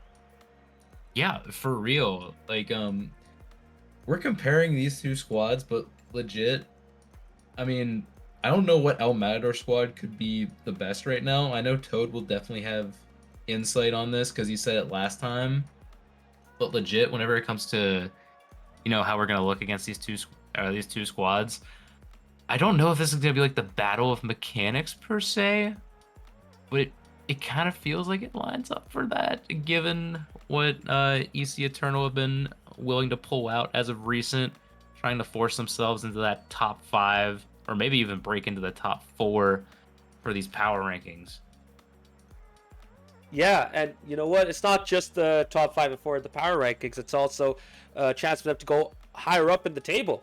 So, just a quick recap of the league standings, folks, in the SGL Premier. EC Eternal are still unfortunately at the bottom despite beating the Rebellion last week. But if they beat El Matador, they will go up to 5th place at the very least until Thursday. So, you know what? With how weak El Matador looked last week against Timber's Army, I mean, Timber's Army pretty much outclassed them. They are there for the taking. They're a wounded animal. EC Eternal are riding high. This is their chance, isn't it, Devin, to really get a win and get right up there into the title race mix. Yeah, this is the perfect time to do it. I mean, we've kind of, I say we, but it's a little bit of like me right now. I've been doubting them a bit. Like, we've been holding the stocks for a bit. Really, like, believe that they can push higher and higher, but it just hasn't quite given yet. But now, legit, man, this has to be it, right? Like, you said it, like, this has to be, like, this chance. They gotta solidify themselves as being that one that's fighting for, you know, higher and better things. Oh, absolutely. And for El Matador, it's a chance for them to, you know, get back, you know, make up for their big loss. And I think this is a good time to dive into both teams and take a deeper dive into how they are going to be looking going into this matchup. For that, I'm going to pull out right now because we do have our second commentator in. Devin, you could do the honors of introducing him. So I'm going to step back, and you guys, that's it for me in the commentary booth. I'm just going to get back to running the stream. Devin, take it away. oh my gosh, I have a co-commentator. I said it earlier, but Toad, welcome to the stream. How's it going?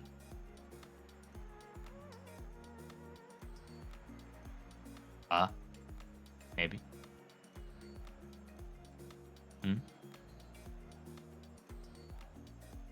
Chat, am I tripping? Is it just one of those, can we coerce him out? Does Discord have a vendetta against Toad?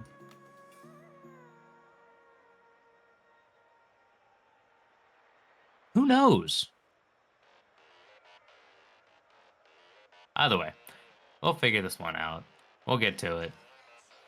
But yeah, it's time. We gotta look at these two teams. We gotta look at just beyond the tables. Let's go to the comparisons as we have them up on screen here. Game record, you know it, EC Eternal, been on the upswing. Absolutely showing that they deserve to be among the best of the best. still pulling out all the shots. Maybe not getting as much on the assist side. A lot of solo plays out of them. Their shot percentage looking really good overall. It's just really delivering on the goals end. That just needs to start I falling for them. I think I'm back. Oh shoot, I hear you. Let's Chat, is he go. back? You know what happened? I was talking through my Oculus Quest, and yeah, I don't think that's gonna work very well. We were chatting through VR. Holy. Through the meta, almost. I was saying that I saw like a couple minutes of your game, and then I had to tune out. And then reading the comments, I pretty much saw the whole affair. So it seemed like a one-way street from what I've heard. I mean, it was comparable to the podcast last night when we tried a couple times for audio. It's just the name of the game right now with how these streams are going. Yep, for sure. But no, okay, I'm back. I'm here. I'm looking at stats. I'm excited for a series. 100%. I mean, whenever you're like previewing these two teams, now we get to have your take on this. I mean, what are your impressions? Like El Matador is still such like a strong team, but got outplayed a lot by Timber's army, and then EC Eternal taking down recent upswing Rebellion. So it's like, which team has like, I guess like the biggest opportunity, or maybe like the best opportunity given what's happened these past few weeks? Yeah. Okay, I'm thinking like stocks up, stocks down. So EC Eternal stock up a little bit last week, getting a good win. I think it was last week.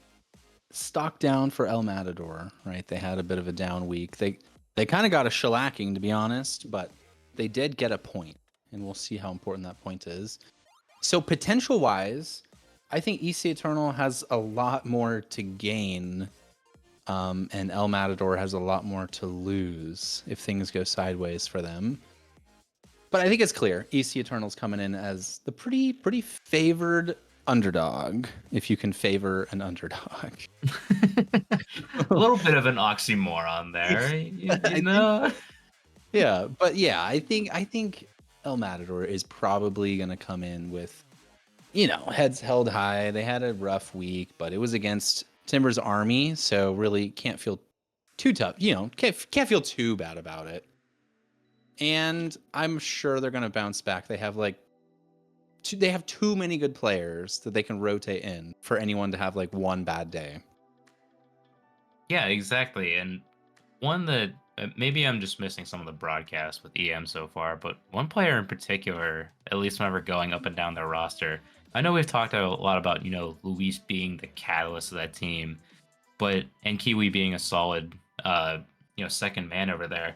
But I'm really looking at Huey whenever it comes to, putting out the performances here. Doesn't have as many games as the top two in Kiwi and Caesar, but it seems like it makes the most of the opportunities that are handed to him. Yeah, I think I could agree with that. I really like Huey. I really like Kiwi. They both play a style of Rocket League that I think is entertaining, where it's not like necessarily mechanically genius or anything, but they're just so solid and fun to watch. And every time they make a play, you can kind of like at home, you're thinking like, hey, you know what? I could do that. But can you? Can you really? Maybe they're just smarter and better than you at home, So They really do give that impression. they look like you could do these things, but they're actually executing them, and I think that's fun to watch.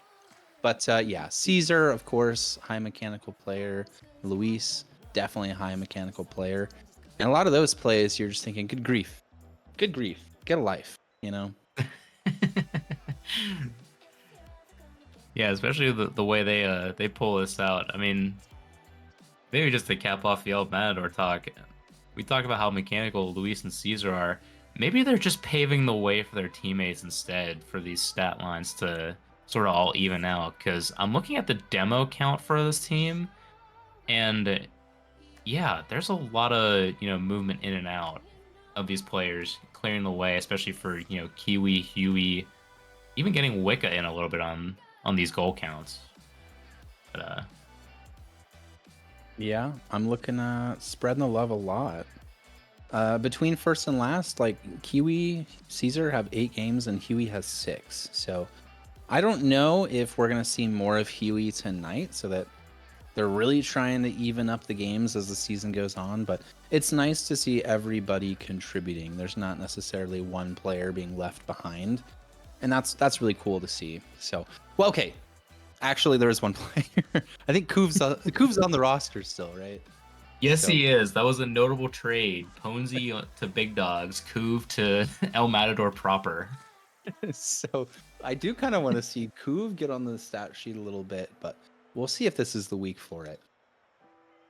I sincerely hope so soon because it's been a while since we've seen him. I know he's been going through it, so hope he's doing well out there.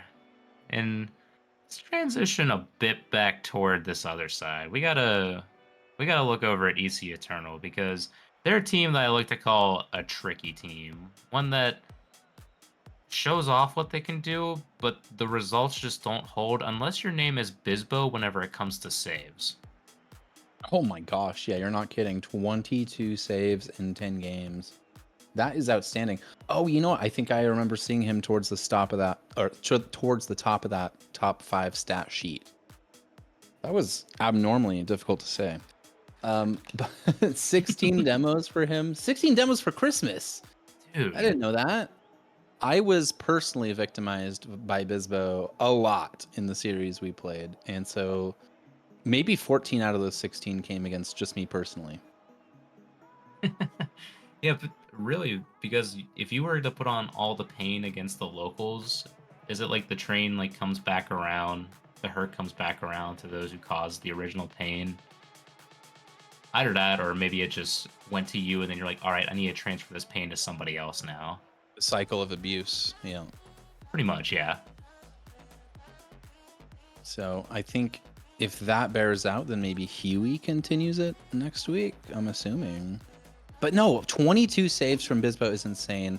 I will say one thing is Bisbo plays kind of a well-rounded game of Rocket League. I know Spanky is slightly more of the anchor man, locks it down and then takes shots occasionally, and then will bang him in here and there. And Christmas is a well-known mechanical solo player. So if you give him time and space, he is going to try to do something spectacular. But it's kind of the integration of how you get all 3 play styles to mesh together and work towards the goal, which is winning Rocket League. So I don't know if such different play styles can work totally coherently. Someone might have to give an inch in order to get a win. That's kind of my 2 cents on their team dynamic. And honestly, really important insight because they're a team that I've watched, but I think at a deeper level, you tend to understand that team. I mean, Spanky was also a former teammate of yours, and Christmas within, the Emerald City AAA farm system that we got going up over here. These are players that like kind of like. It almost feels like they now just sort of are like these 3 players, but they play a lot of similar style, but yet they're capable of like adding their own flair to whatever they're doing right now. So I think that's what we're really expecting out of this side over here. One thing that we really want to see shine for them during this series, especially when it comes to, how important this result can be for the table as it is. Looking into this matchup, I believe we are just about ready to go. These players should be lined up and ready to go. I think we've done enough talking. I think it's time to go. Yeah, I think the one player that I want to highlight going into this is Christmas. I want to see what he can prove for EC Eternal. I liken him to Anthony. Like, are we going to get a Manchester United or a Real Betis Anthony for Christmas? Ooh. So I'm hoping for the Real Betis, but Mr. Fidget Spinner could show up today. We'll see. Yeah, we'll be looking around. I know, at least whenever it comes to it, I'm going to be looking forward to at least seeing Huey out with on this pitch, and it looks like we have a little bit of a false start, fellas. Well, A little bit of an oopsie. we will be right back. And we need that. You know the memes back in the day? It was like da da da da da, and then the little "we'll be right back" sign. Pops Yeah. up. We need that meme. We need to bring that back. I'll say, you said back in the day, and I got very scared for a second. I'm not gonna lie. Because growing up with brothers that are way older than you, but also, like, you give the vibe, or me, I say you, but it's actually me, gives the vibe of, like, a 40-year-old dude. I don't know where this can go. How far back in the day are we going? Oh my Yeah, god. we're talking, like, it was, like, early thousands, mishaps. We go in YouTube Yeah. poop level, or, Like, did you ever call it Y2K? And then we'll get a good idea of how old Yeah. you are. You know?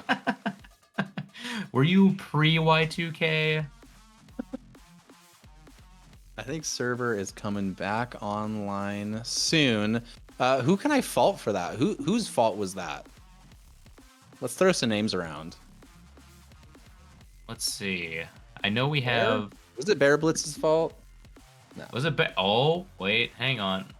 Wait, and Caesar show his face too? Ponzi, are you in on this too? It was probably Luis, to be honest.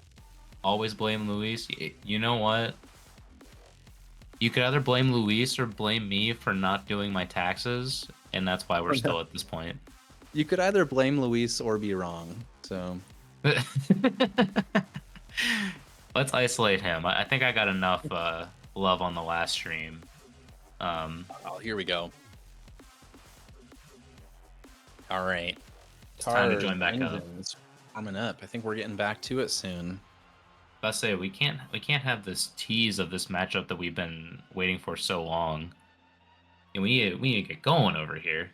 Holy cow! The shirt I'm wearing is like 2 sizes too small.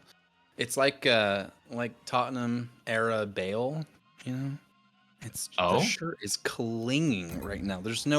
I can't breathe. Oh my god. What has happened? Why is this just now being noticed as we get into game number 1? Okay, Kiwi. Okay, yes. So clearly we've got EM on blue, which is always confusing for me. And then you've got formerly EC Blue, which now rebranded to EC Eternal, over on the orange side of things. Oh, good save out here from EM. Wait, Oh, is that just open? be a snipe. Oh my gosh. Crossfield snipe. Kiwi gets it up early. That was heavy pressure. And yeah, we're just going to see an early goal fall in for Kiwi. That's a good spot from him. Hey, whenever worst comes to worst, just wait for the entire team to push up. And then, yeah, thank you, EC Eternal.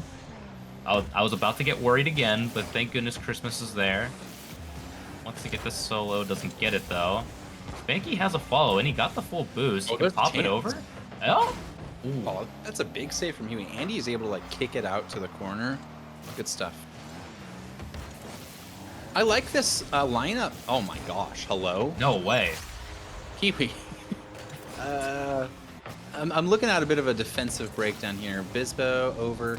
Spanky wants to cover, so he goes early, thinks he can keep the high pressure, and just a second too late there. Instant goal, 2-0. Yeah, Spanky kind of caught in like a lost situation, but now I just want to highlight Kiwi just because he has found his open net merchant status. Oh no, that's unfortunate. Hops over Christmas and Kiwi has a hat trick just a minute in. Yeah, this was tough. Bisbo goes, Christmas not able to get the touch, and then Spanky's trying to recycle, get boost over on the far side. Really isn't involved in defending. Probably doesn't think he needs to be. But in the end, good pass in. Ooh. Another shot. Hello? Josh just keep on piling in, and I hate to interrupt with something as silly as a crossbar sound, but guys, I have just introduced custom sounds to my crossbar, and it has hit me in a serious game like this how unserious my crossbar sound is, so I'm recovering from my ear getting Oh my gosh. Is it Anime Girls? No. Do you know are you a fan of Super Mario 64 at all? Oh yes. That was the game that my brother got our DS taken away from us because we played that too much. So. Oh my gosh.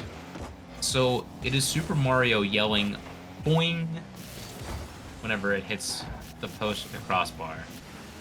That's So- fantastic. That's great. Was that Something one of the I- like pre-made sounds, or did you specifically Christmas? Where are we shooting that?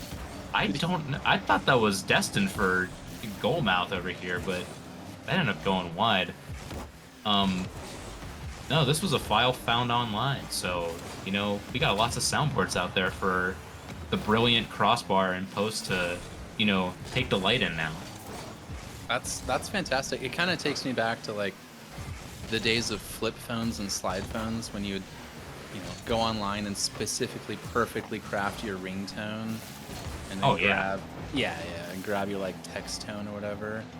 Huh. I was a classic Kim Possible text tone kind of guy. That's incredible.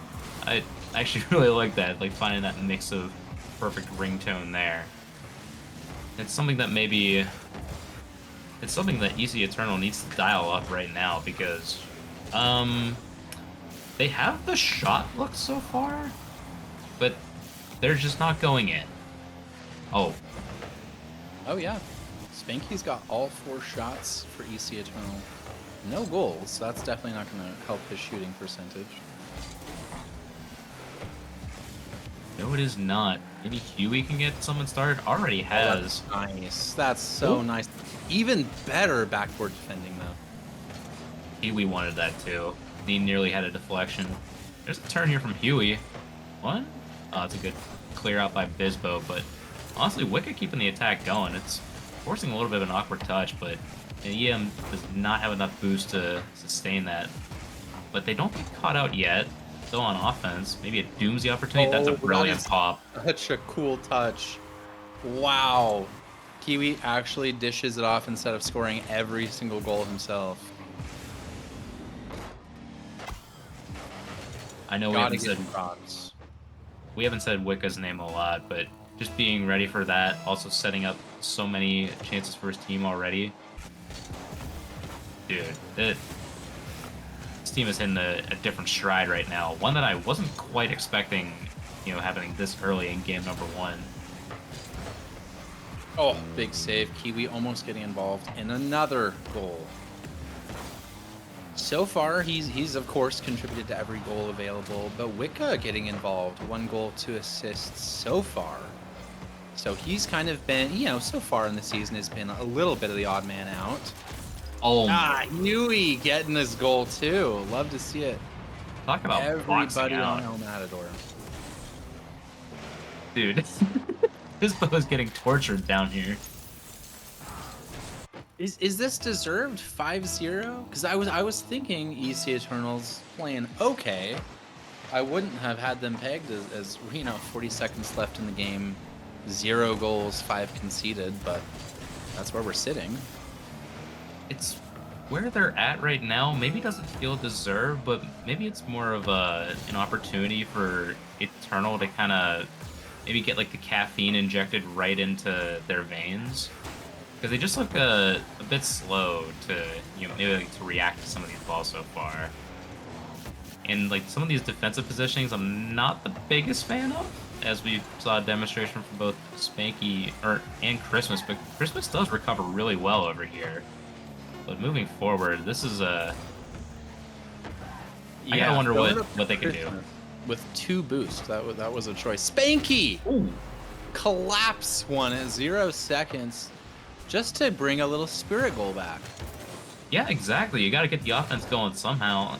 Spanky ever so diligently puts that by Kiwi, looking to get the last second save. No dice. 5-1 is your scoreline here for game number 1. Good stuff. Good response from EC Eternal, but really good stuff from El Matador. Kiwi, gotta say his name. 3 goals, 2 assists. He was involved in everything, except for a save. So, I guess he's slacking? No, not really. He was absolutely lights out. Lights out in the offense, and unfortunately had that last second goal literally go right against him, trying to attempt to make that save. So, yeah, maybe just a not that time, but absolutely a fiend on the field. Looking over just briefly at chat, I see a lot of different faces over here. I'm seeing Palace, I'm seeing Caesar, season, yeah. I'm seeing Luis, Maz the streamer. The Moo's back. Look at that. Go Moo. Of course he's here for a Seattle game. Bearblitz, Ponzi. Ponzi, good job finishing your taxes. I see the college basketball chat going crazy in this one. Gains, of course. Kiwi should have got triple-double.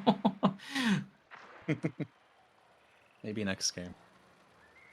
This is the opportunity, and we're not seeing any rotations from either squad over here, so it's just time to run it back. I like that. We've got the Huey, we've got the Kiwi, we've got the Wicca. They are looking really, really good. I'm assuming that we have a Luis and Caesar available, like they're in the building, but they're just rocking with these three. Yeah, I think this is one of those opportunities where Luis is like, we're gonna be a full development squad. Like, we got the chip last season. Now it's time to see what we can do with this lineup. Huey getting on the board. Yeah, Bizbo, not the best jump. Double commits, leaving Spanky alone.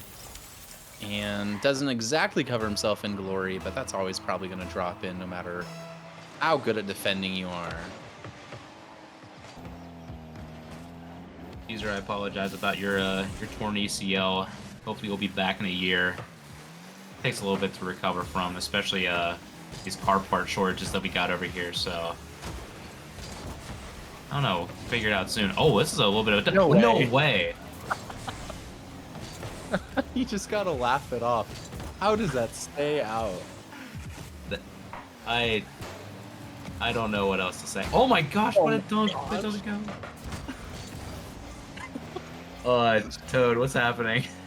It just seems like, you know what, the way things are going, Kiwi's gonna score a banger right now, and that's just gonna be the luck of the dice here. Two opportunities that have to be goals. Like, if you're looking at XG, these are like 0.99 XG each. Yeah, like I think one was like already 75% in, the other one was probably about 20 to 30 at the least. So, yeah, we talked about the opportunities not falling. Now it's just like, all right, how much gradual progression do we have to have happen before something actually works? Oh, Spanky on no boost gets a good clear out. Oh, big clear, and then Spanky clears Bizbo into a demo. Ouch. Mr. President, get down. Shoves the president right into the shot. Maybe an opportunity? Shot in. Huey, of course he's going to defend that. He's actually insane. He's cracked at defending. Let's say I've been really liking like some of the offense I've seen out of Huey, but the defense is actually, I've underrated his defense at this point. Oh, whoa. Oh, big save or big deflection early on. Christmas is on 0. Spanky's kind of low.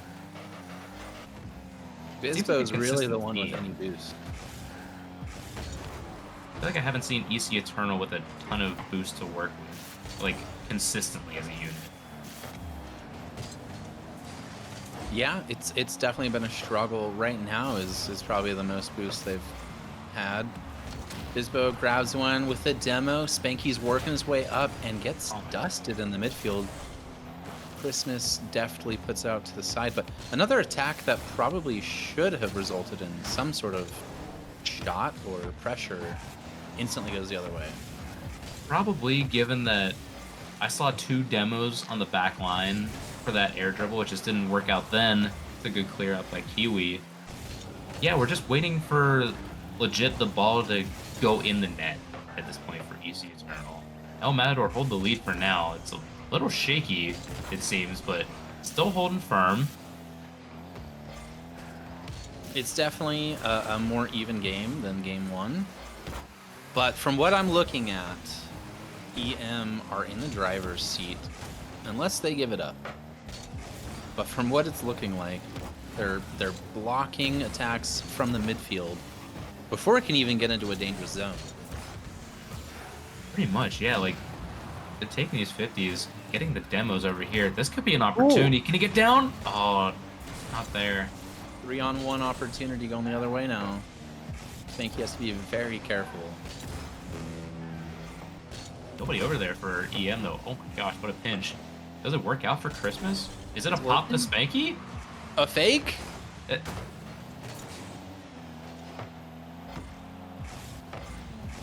Yeah, this is working True. in EM's favor, though. The ball's not really doing anything. Yeah, we're just waiting for the next right touch to happen for Eternal. It just doesn't seem to ever happen at this point. Like, just the unfortunate, like, no goal there. Oh, Kiwi, okay. The trend continues. Kiwi involved in every single goal that's been scored so far.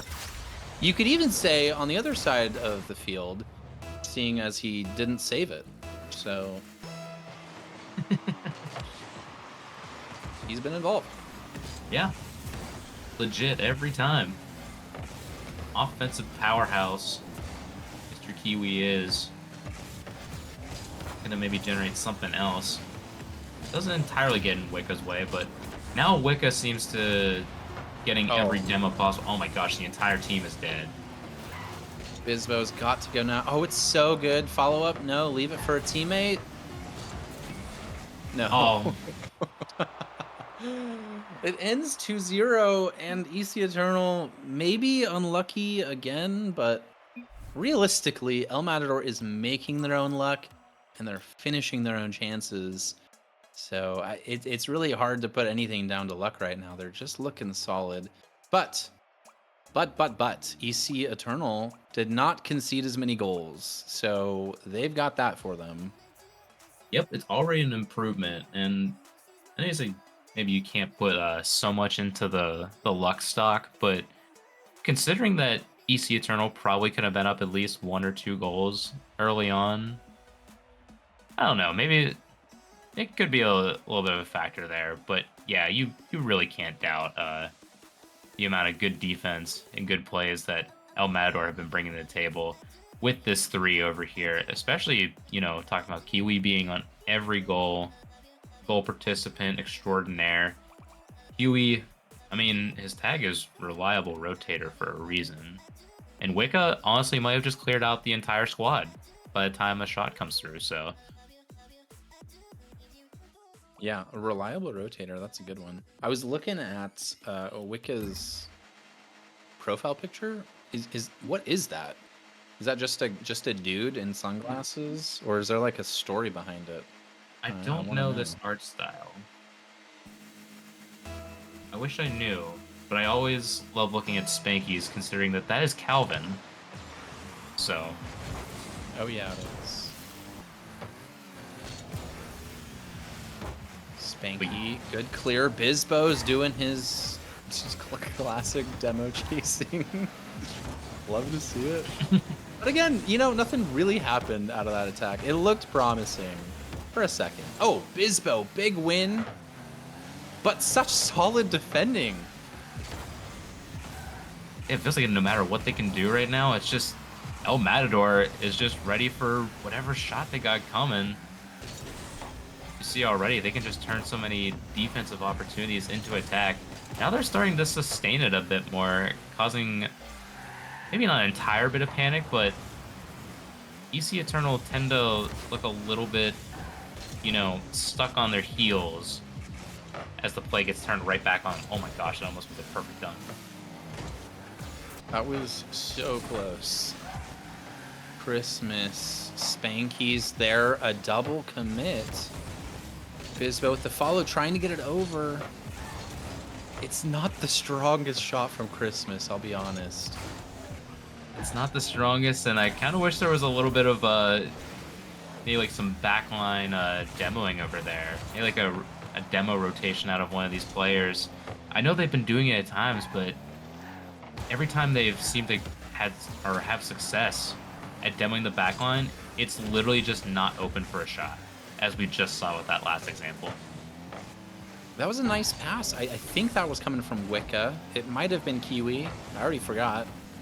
But there was a little back and forth from EM. I liked that new dynamic. Bizbo classically now back in the Octane. Christmas looking for a double. It's a good that's 50 so out of nice. it all. It's There's a open. chance. Still no dice for this team.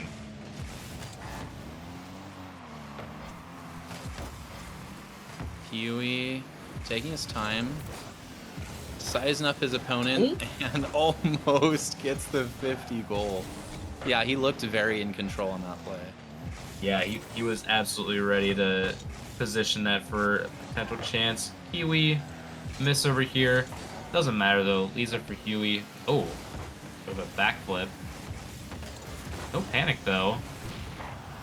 But Wicca's back. Huey gets demoed. Maybe an opportunity for a quick counter, but nobody is there for the touch for EC Eternal. Now the ball is just kind of flinging back and forth right now. You couldn't necessarily say, I'll wait for the attack to end. Hang on, before I do something. Okay, you can't necessarily say EM's had more chances this game. They're just very solid in defending, but realistically, this has been the best EC Eternals looked in the series. Yeah, I have to agree. Like, weren't as clear cut as those opportunities that we saw in game number 2. But you know, looking at the way this team is operated, it's forcing El Matador to make a bit more rush touches out of this. They definitely haven't gotten the better of the chances like you had mentioned. Oh, Maybe? But this so much better defending here from EC Eternal. yeah, they look a little nervous on the wall, as Christmas is proving me right. There's just not that confidence going on the wall, getting good clearances, good follows.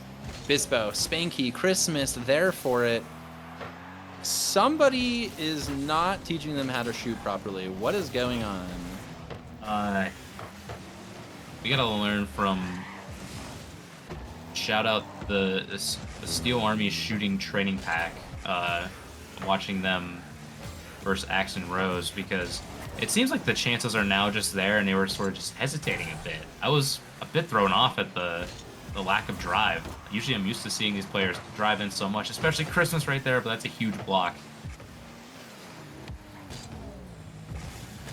Kiwi not wanting to be outplayed on the wall there. Spanky, can he take on Huey? Big defense from Huey.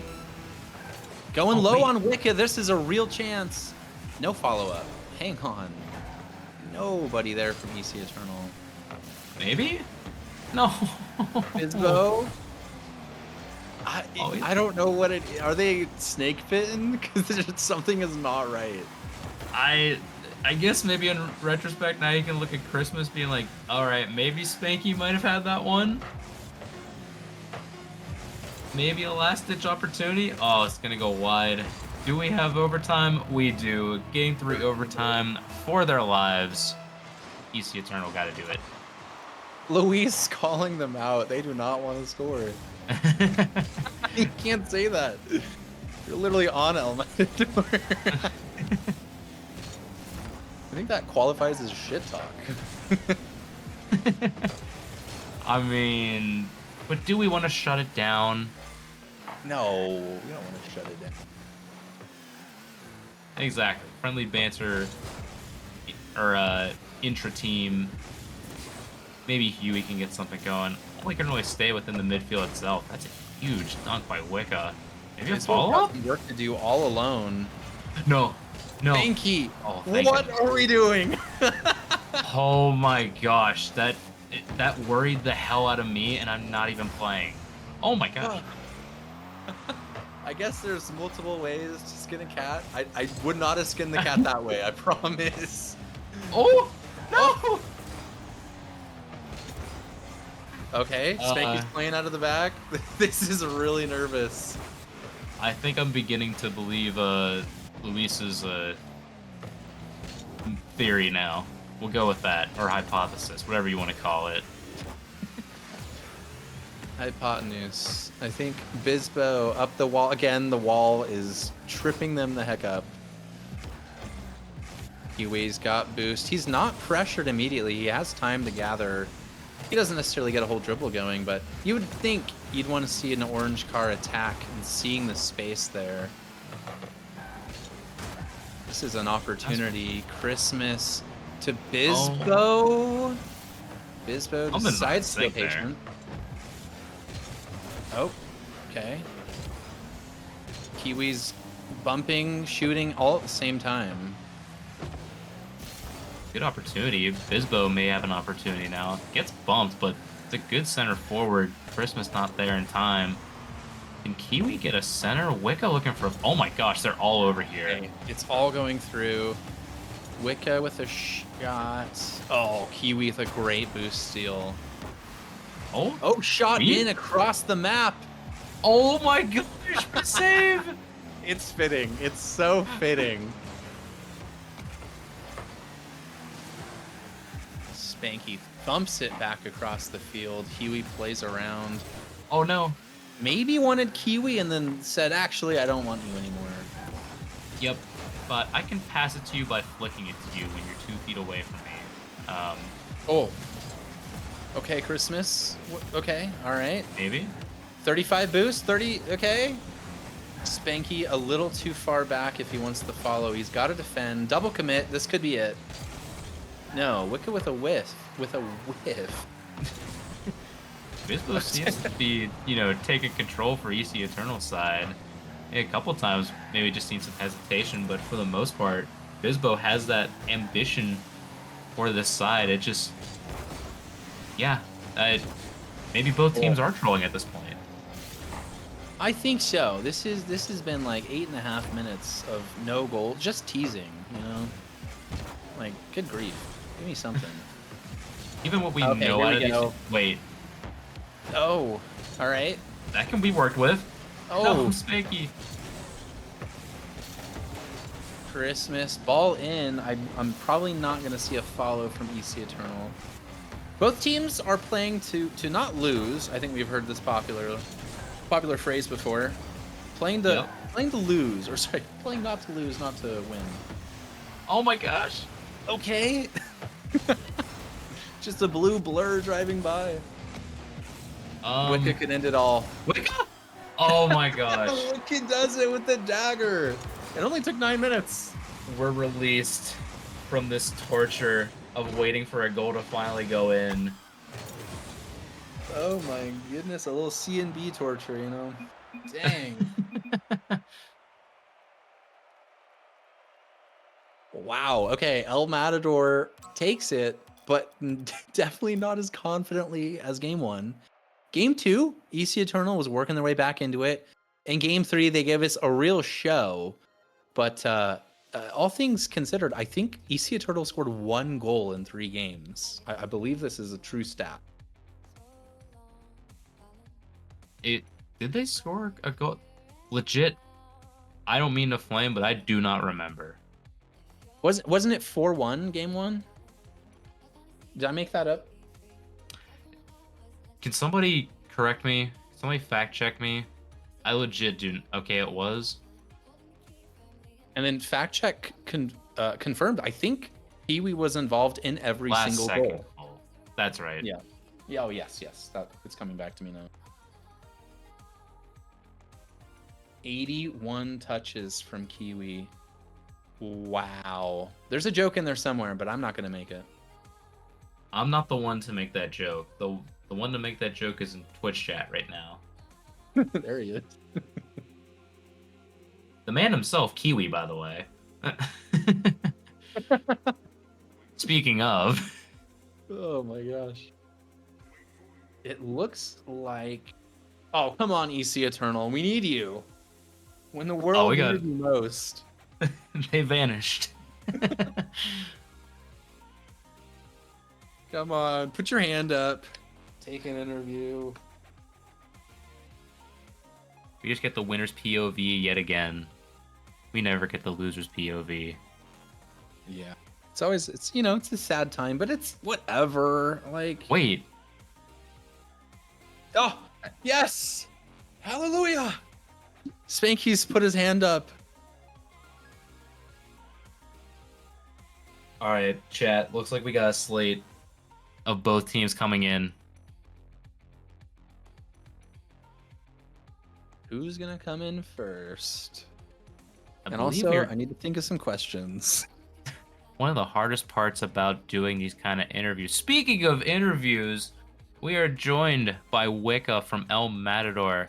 Hello, Congrats on the hello. dub. Good Thank stuff. you. Thank you. We were all chit-chatting beforehand about how much the Dallas Stars suck and blew a 3-0 lead, so we just wanted something good, so we got it done. Yeah, that's the perfect way to come back from something like that. Especially, I'm not gonna lie, seeing you lose to not only the Penguins but the Canucks. Not a, It's not pretty, man. Not pretty going into these playoffs.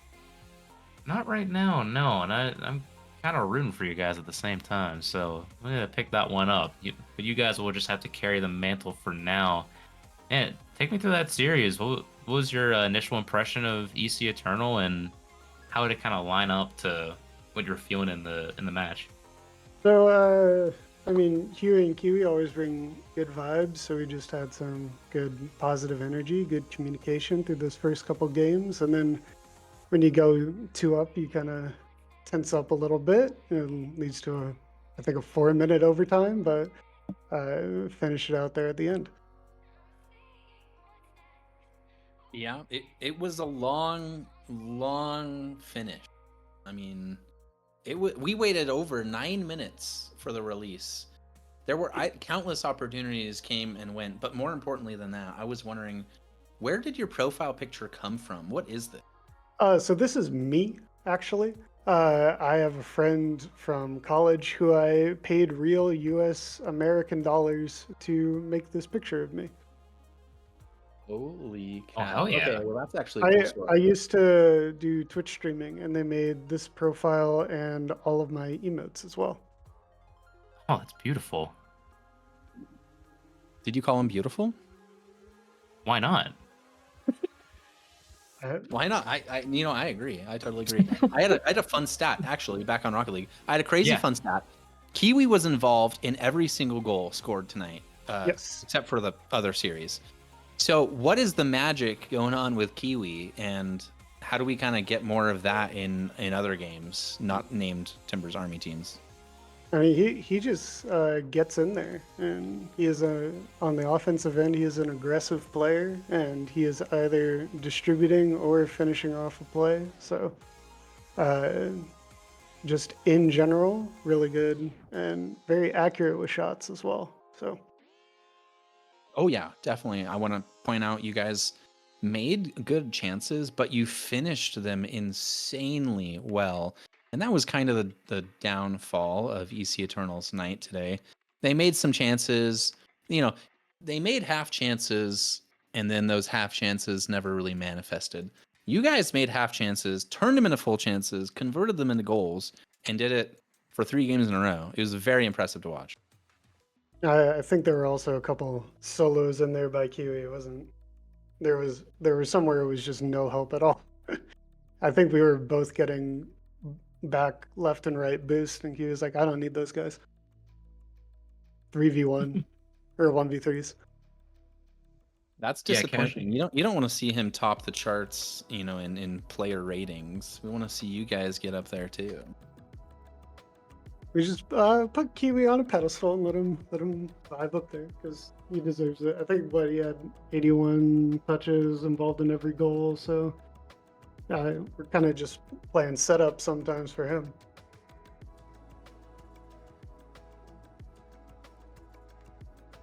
Yeah, an absolute insane series from you overall. I want to ask this one question though. Whenever it came to VC, did you have Luis and Caesar in there with you, or was it just your two teammates through this No, entire series? Luis hopped on at the end and just gave some positive affirmations after goals.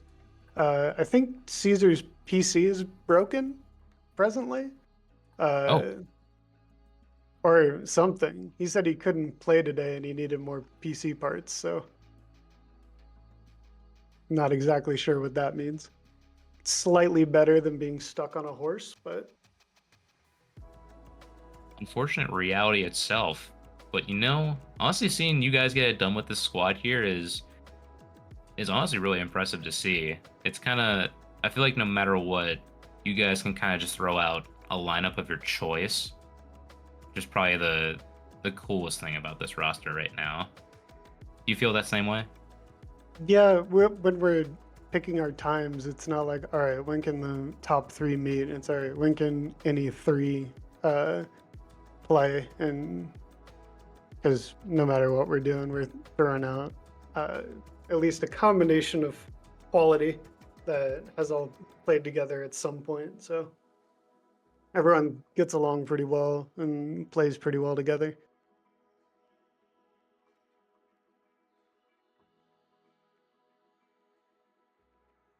Oh yeah, dude. Let me just look back. Toad, do you have anything else to ask before we hand the floor over?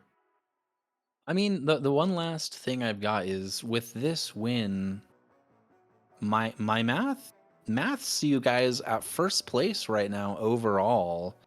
Is that where you think you belong, or is this kind of like a temporary stay?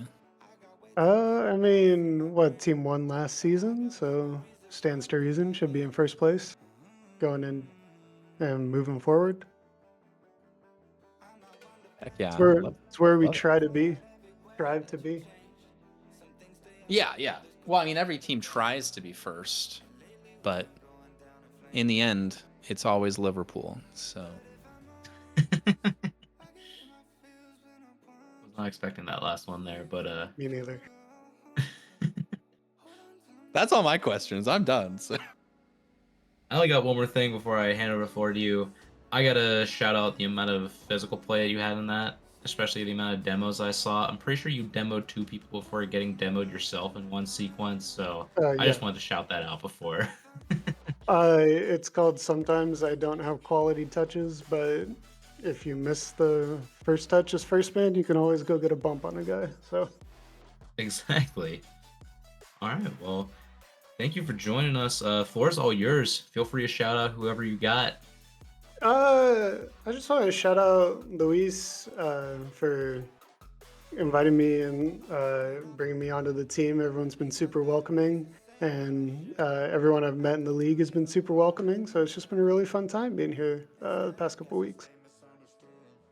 And I Wait. want to shout out my fiance for going with me to the FC Dallas game this past weekend at Atlanta. We actually live in Georgia, and I think I was the only person in the entire stadium wearing an FC Dallas jersey. So that was a fun time. Gosh. That's incredible. yeah. Dude, W's all around. Yeah, look, they're flooding in right now. Chat, add your W's. Do it real quick. Well, all right. Thank you for joining us, Wicca. We'll go let you go celebrate with your teammates, and yeah, we'll be hearing from you soon. All right. Thanks, y'all. Have a good night. Peace. Thank you.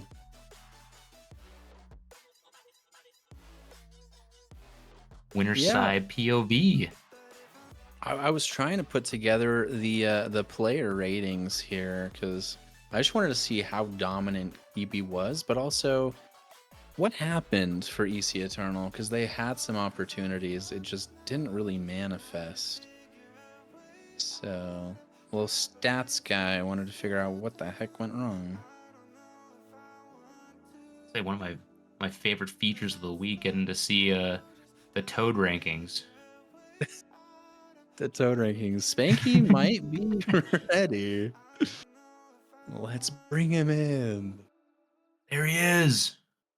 Let's go, Spanky. After a rough 2 games and a really entertaining 3rd game, how do you kind of feel after all things considered?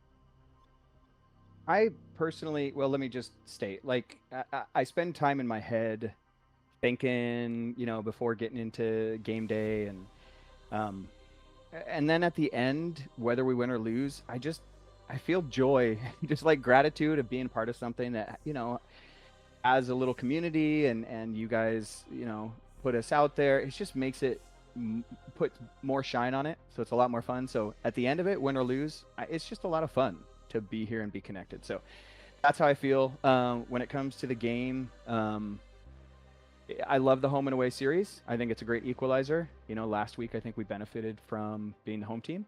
For me personally, playing on Central a lot of times feels like the frequencies are a little bit off. So what I'm doing is not always exactly what's happening on the server and in the game. So for me, I feel like that affected things a little bit. And, you know, I think a lot of those chances we missed come down to just that timing just ends up a little bit off. We got to that third game and definitely, you know, we made sure we came into the game doing what we call calm comms, just kind of chill, and we were really consistent with it, and I think it really helped us. You saw in that last game that we were able to keep it strong even on a central server, so I think that's progress, and we feel good about that. Yeah, that's good. That's a really healthy outlook. I was kind of going to comment on maybe the more physical side of the game. I was looking at the stats here, and this blew my mind. Bizbo, on average, had a positive 1.66 demos a game, meaning he would demo 1.66 players and not get demoed at all. You were victimized. Did you feel like you spent more time dead than alive? Because you were demoed more than like 1.3 times a game without, you know, going positive. I'll be honest. A long time ago, I kind of let go of, like, I use that lag time as a pause to kind of reset. But I also, if I see it coming or it happens, I really try to make sure that it's going to happen in a place where it's not going to majorly affect us. So, you know, there's some of that just like pre-thinking. So in this game, I don't remember it affecting my awareness that much because I expect to be part of the game and want to be able to handle it when it comes. So as a team, I think when I got hit, you know, it's a very quick, I'm dead in the back, but letting people know that we need to be really good on adjustments in terms of making sure we don't leave the back open because that's coming. Gotcha. Yeah, no, definitely. That's a very, very good, you know, way of thinking about it. And also, you were very advanced. I was thinking maybe this is why they were going after you. You stole so much of their boost. You spent so much time in their end. Was that maybe a strategy, like going into it, or was that just a thing that happened? I said to the boys today, so like today was a quick pickup. It was almost like a pickup game for us. We haven't had a chance to play together since last week. And this was kind of the only window for both teams to hit. So I said I really wanted to be able to kind of get back in the spankiness. You know, we all know kind of like what we're good at. And as I've been spending time adjusting, trying to figure out how to support, but also bring my, you know, best wheels forward, I came into today going, you know what, I want to be assertive in a way that I don't feel like I've been in the past weeks. So part of that is being assertive and fast and going for things. I mean, I think there were a couple games where I had a lot of shots, which feels more like my typical role. But also, if I'm going to be down there, making sure I do something that's going to disrupt them on the other end. And I think that's the progress we're feeling good about. We're starting to add those things that are going to make a difference, not just in shooting and controlling the ball, but trying to disrupt. Yeah.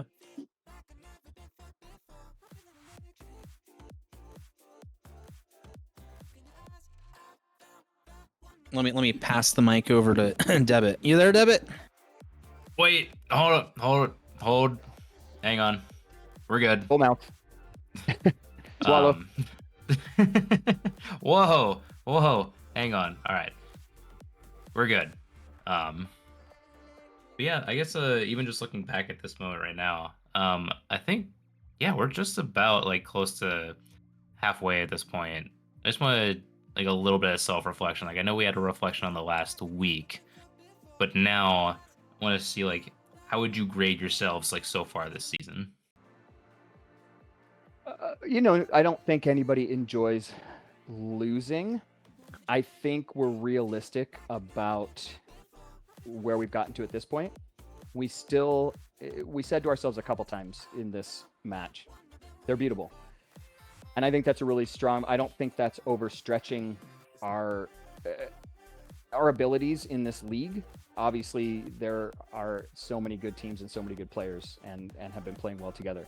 This is our first season, and making progress and still having that feeling like, yeah, we can challenge in this league is a good thing. But being realistic to be able to look at things with a optimistic and a objective mindset is huge for everybody. I think if you get too much in your head about how good you are or about making superstars about other teams, you've already taken yourself out of the game. So where we are is good. I think the tournament is going to be a good place for us to just have some fun and kind of find some vibe. And I think that is actually going to benefit us as we move into the, the mid and the second part of the season. Yeah, I think that'll be one of the best things, at least moving forward at that time. Especially so. Because like these midway points, these cup tournaments, they're really just good opportunities to, just maybe sit back, maybe look at your play a little bit. Like replay reviews are obviously a thing that can be done, but also, I think even just looking at your team, I think you're still like a super capable team of, like turning it around legit on a dime. So now it's kind of like, what am I gonna be like expecting out of your team? I feel like for the most part, there was just a lot of unluckiness this game, or this series. So I think now it's just about translating that back into, this back half of the season, proving what you guys were truly meant for. Yeah, I agree. I think the last game we played where we took it to that 4+ overtime, that shows that within a match where you could easily just get run over and bulldozed, we are able to pay attention and adapt on a server that's not home, talk to each other, stay calm, and keep the fight up. And that was not a high scoring game. So it wasn't like we were clawing back, but we were keeping it even, not on our home server. And that's huge. So I think that's a lot of progress. I love that that's the last game we had to take away from, and just kind of feel that momentum moving forward. Yeah, it's a good way of sort of taking us through this entire thought process over here. Toad, you got any more questions? Yeah, last one. I was looking at the schedule coming up, and it's rough. This is a really tough stretch.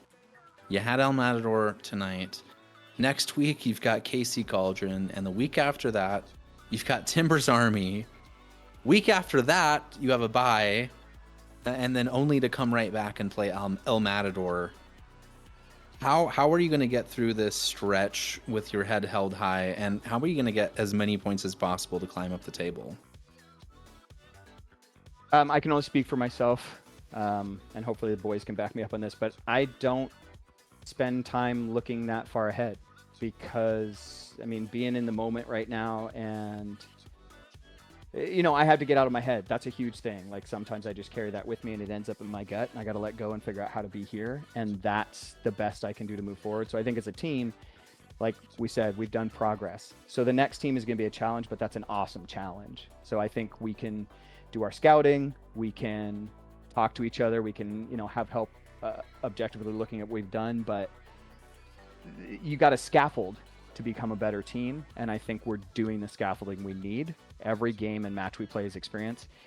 And no disrespect to anybody, but everybody is beatable on their day, right? Timbers Army got beat, and then we beat the Rebellion. So, you know what I mean? I think there's a lot of parity. I think it's a great league, and it's more exciting to go, great, we get to go up to these teams that have these players that have been playing together well. How do we bring a different version of a team to kind of disrupt that? And I love that we're adapting in the moment. I think that's huge. I think teams that get stuck in a rut and play the same kind of game style are going to get bowled over in the end. So, yeah, definitely. Very positive mindset. I think that'll be helpful. I'm pulling for you. I think you can take a few games, and I'm hoping win number 2 is kind of on the board here against one of these teams, because that would be an amazing upset, and I think could have implications. It's actually a great place to be. I don't love the term underdog. In the March Madness and stuff, it's really fun to root for the underdog. I don't see ourselves as the underdog, but you know what? For the spectators and for the whole league, it's fun to do that. But I would say once we get everything cranking and well oiled, I think you're going to see some movement. So. All right. Yeah, that's an incredible mental. Like legit. That's I love talking to you. This was a All good right. chat. I really enjoyed it. Thank you, guys. I love it when you have us on. Fun for a Tuesday night. Yeah, exactly. All right, floor is yours. Whatever you want to say for the end here, feel free. As always, I lead off. I have to lead off. Just the hard work that people put in, commentators, Maz, everybody working behind the scenes to do all the work. I get to just plug in and play, and that's a huge benefit where I'm at in my life. So I really appreciate all that. Biz and Christmas are extremely positive. We very quickly make each other laugh, and we do voices and calm, and we're learning to understand each other. So I have to shout out those boys. They make it enjoyable for me, which is why I'm here. And all the other teams, like, we're not going to get better unless you guys challenge us. So we appreciate that you bring camaraderie, but also the challenge when it needs to be there. So yay for SGL. Let's go, dude. Yeah, we love to hear it. Well, thank you, Spanky, for joining us in the commentary booth for this post-game interview. And yeah, we'll see you next time. All right. See you next time, boys. Peace. Night. Peace.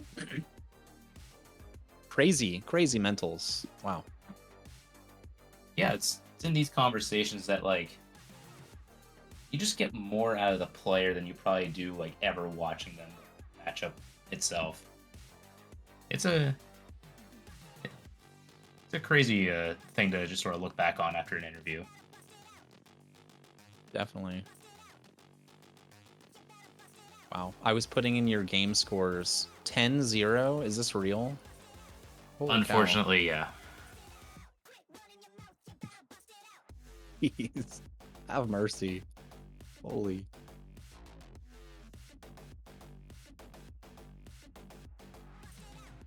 But yeah, chat. That is gonna do it for this stream. I mean, we're looking at the results so far. Unfortunately, we had 2 sweeps tonight. Yeah, what the heck? This was the complete antithesis of last week. Yeah. Last week, I you know what? We can't compare it to last week. That's not. No. It's not fair. It's like comparing any war to World War II. You can't compare these things. It was very much the best war that there ever will be. Dude, So, I'm cracking up right now. I was not ready for that comparison, but you know what? Yeah, you're right about that one. the Persian and Greek War, that slaps. But again, yeah. So Rebellion Locals, that's an interesting one. Those are 2 teams kind of toward the bottom of your power rankings with Luis.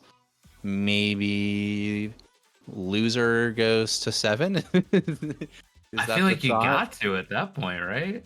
Right? Okay, so we're confirming EC Eternal's not 7. Gotcha. Ooh, that one's tough. I now I gotta see how this. Oh man, my brain's not working for a session like that. I know the Now you Casey got me Caldron thinking. Timbers Army game is going to be really, really good. Wait, how many games are Thursday night? Every all one of Thursday. them. Oh, that's awesome. Okay. Yeah. Oh so, no. dude, it's They're literally like double booked. comeback. Yeah. We gotta fix that, you guys. What the heck? We need some POVs or something else going, because there's no way you should be able to miss either one of Defiance Big Dogs, which is honestly probably the matchup that I'm looking forward to the most, not only because it's in my league, but hey, EM Big Dogs coming off a high against Steel Army, and Defiance, I mean, they got reverse swept, but that team is looking solid as ever, so I see a very even game over there. Yeah, we can't miss that one. That's we got to figure that out, because that's gonna be too good. We need multi-stream. We need different times. We need something. Oh my gosh. Yeah. Well, you know what? Hopefully we'll figure something out. But Yeah. at least 3 of the 4 games will be on the big screen, so that's something. Yep, exactly. We will definitely see whether anything changes over there. But yeah, just looking ahead, this was a Tuesday night. Now it's time to look forward to Thursday night, where I mean, hopefully we have multiple casters for that one because it should be a night of, so much Rocket League play that you can't miss it. So be sure to be back here Thursday at 9 p.m. Eastern. That is your reminder. Put it in your calendar right now. Turn on notifications. Have Hit the Twitch tell bell. you when it's time to go. Yeah, exactly. Toad, anything else before we send this thing on home and people can either go to bed or go on with their evening? I'm fresh out of hot takes. I want to thank I'm looking at the number. There's 15 people still here. What are you doing? This is like the post-game waffle session. Do you not have anything better to do? No. I'm very thankful you guys stayed, checked out the stream. I'm seeing a lot of different chats. It's a rough chat when it's just Maz. It's like 30 yellow Mazes in a row. So I'm glad to see everyone in there mixing it up and chatting. So it's good to see you guys.